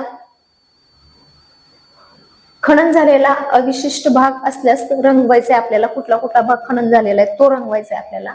त्यानंतर सागरी लाटांचे कार्य दाखवलेलं आहे. पहा, सागरी गुहा आहे, हे आहे तरंग घर्षित मंच, सागरी कडा आहेत, सागरी कमान आणि सागरी स्तंभ इथं आकृतीमध्ये दाखवलेला आहे. सागरी किनारी प्रदेशात सागरी लाटा म्हणजेच खनन, वहन किंवा संचयनाचं कार्य करतात. सागरी किनारी प्रदेशामध्ये सागरी लाटा सुद्धा तेच कार्य करतात. कोणकोणते, खनन, वहन आणि संचयनाचे. वारा, भरती, ओहोटी यामुळे सागर जलाची काय होत असते, सतत हालचाल होत असते. त्यामुळे लाटा किनाऱ्याकडून येतात. किनाऱ्यावरील खडकांच्या भागात या लाटांच्या माऱ्यामुळे खनन घडून येते. पुळणीसारख्या किनाऱ्याच्या मोकळ्या भागात लाटांकडून काय केलं जातं, सतत संचयन केलं जाते. सागरी लाटांचे खनन कार्य. आता सागरी लाटांचं खनन कार्य काय आहे, तर लाटा किनाऱ्यावर येऊन फुटल्यानंतर पाणी तसेच त्याबरोबर वाहून आलेले काय असतात, दगड, गोटे, रेती, वाळू इत्यादी पदार्थ जोऱ्याने किनाऱ्यावर काय होत असतात, आपटतात. त्यामुळे किनाऱ्याची काय होते, झीज होते. कारण त्या ठिकाणी दगड, गोटे, रेती आणि वाळू मोठ्या प्रमाणामध्ये काय होते, किनाऱ्याला आपटतात जाऊन. त्यामुळे किनाऱ्याची काय होते, तिथे झीज होते. आणि सागरी लाटाच्या द्राविक व रासायनिक क्रियेमुळे ते देखील किनाऱ्याची काय होत असते, झीज होते. म्हणजे हे घटक आदळल्यामुळे पण होतात आणि द्राविक आणि रासायनिक क्रियेमुळे सुद्धा तिथे किनाऱ्याची झीज होते. सागरी लाटांच्या या खनन कार्यातून तरंग घर्षित मंच, सागरी गुहा, सागरी कडा आणि सागरी कमान, सागरी स्तंभ इत्यादी भूरूपे निर्माण होतात. बघा, आकृती 4.4 मध्ये दाखवलेला आहे. सागरी लाटाचे संचयन कार्य. किनाऱ्याची झीज झाल्यामुळे सुट्टे झालेले पदार्थ सागर तळावरती काय होतात, साठतात, जे की सुट्टे झालेले असतात. भरती ओहोटीमुळे या पदार्थाची किनाऱ्याकडे व परत सागराकडे हालचाल सुरू असते. यामुळे हे पदार्थ एकमेकांवर काय होतात, परत आपटून ते बारीक होतात. अशा पदार्थाचे संचयन लाटाचा प्रभाव कमी असलेल्या किनारी भागात होते. सागरी लाटांच्या या संचयन कार्यातून पुळण, वाळूचा दांडा, खाजण इत्यादी भूरूपे तयार होतात. बघा, कोणकोणती भूरूपे तयार झाली यातून, पुळण तयार झालं, वाळूचा दांडा आणि खाजण ही भूरूपे तयार झाली. बघा, लाटांच्या कार्यामुळे निर्माण होणाऱ्या विविध भूरूपांची माहिती आपण घेतली. तर सागरी लाटांमुळे कार्यामुळे तयार होणाऱ्या काही भूरूपांची छायाचित्रे पण पाहिली. ही आहे आपली सागरी गुहा म्हणतात त्याला. तर बघा, खाजण, तरंग घर्षित मंच, त्यानंतर सागरी कमान, बघा, त्यानंतर आहे सागरी कडा, पुळण, त्यानंतर वाळूचा दांडा आणि वरील चित्रातील सागर निर्मिती भूरूपे ओळखायची आणि त्याची तुम्हाला काय करायचे, नावे लिहायची. भूजलाचे कार्य व भूरूपे. जमिनीत मुरलेले पावसाचे पाणी सच्छिद्र खडकातून अथवा खडकातील भेगांमधून भूपृष्ठाखाली जाते. जेव्हा पावसाचं पाणी त्या खडकांमध्ये साचतं, खडकांमध्ये जे छिद्र असतात त्या छिद्रांमध्ये साचलेलं असतं, तेव्हा ते पाणी कुठे जातं, भूपृष्ठाच्या खाली जातं ते पाणी. हे पाणी अछिद्र खडकाच्या थरापर्यंत जाऊन ते साठते. असे साठलेले पाणी म्हणजेच त्याला काय म्हणतात, भूजल म्हणतात. खडकातील विद्राव्य खनिजे पाण्यात विरघळतात व ती भूजलाबरोबर वाहत जातात. ही भूजलाचे काय झालेले आहे, खनन कार्य म्हणतात त्याला. तर भूजलाचे बाष्पीभवन झाल्यास किंवा भूजलाच्या द्रावण क्षमतेपेक्षा जास्त प्रमाणात विद्राव्य खनिजांचा पुरवठा झाल्यास त्यातील विरघळलेल्या स्थितीतील खनिजांचे काय होते, त्या ठिकाणी संचयन होते. अशा प्रकारे भूजलाचे खनन, वहन, संचयन कार्य होत असते. भूजलाच्या या कार्यामुळे विलयवीवर चुनखडीच्या प्रदेशातील गुहा, अधोमुखी व ऊर्ध्वमुखी लवणस्तंभ इत्यादी भूरूपे त्या ठिकाणी तयार झालेली आपल्याला दिसून येतात. तर भूजल पातळी बघा, भूपृष्ठाखाली साचलेल्या जलाच्या वरच्या पातळीला भूजल पातळी असे म्हणतात. ऋतुमान, खडकांची सच्छिद्रता, पर्जन्यमान इत्यादी घटकांनुसार भूजल पातळीत सतत काय होत असतो, बदल होत असतो. पावसाळ्यात भूजल पातळी भूपृष्ठाजवळ असते, तर उन्हाळ्यात ती कुठं असते, ती एकदम खोलवर असते. महाराष्ट्रात चुनखडकाच्या गुहा व लवणस्तंभ कोठे आढळतात ते शोधायचे आपल्याला. त्यानंतर भूजलाच्या कार्यामुळे तयार झालेल्या काही भूरूपांची छायाचित्र पण दिलेली आहेत बघा. विलय विवर, त्यानंतर अधोमुखी व ऊर्ध्वमुखी लवणस्तंभ गुहा दाखवलेली आहे. त्यानंतर इथं खालील रेखाचित्रातील भूजल निर्मिती भूरूपांना तुम्हाला काय करायची आहेत, त्यांना त्या ठिकाणी त्या भागांना नावं द्यायची. तर अशा प्रकारे इथे बाह्य निर्मिती भाग 2 हा धडा इथे संपलेला आहे. तर आपण या पुढचा धडा आपण पुढच्या पाठामध्ये अभ्यासणार आहोत. इथे आपण थांबतो. थँक्यू.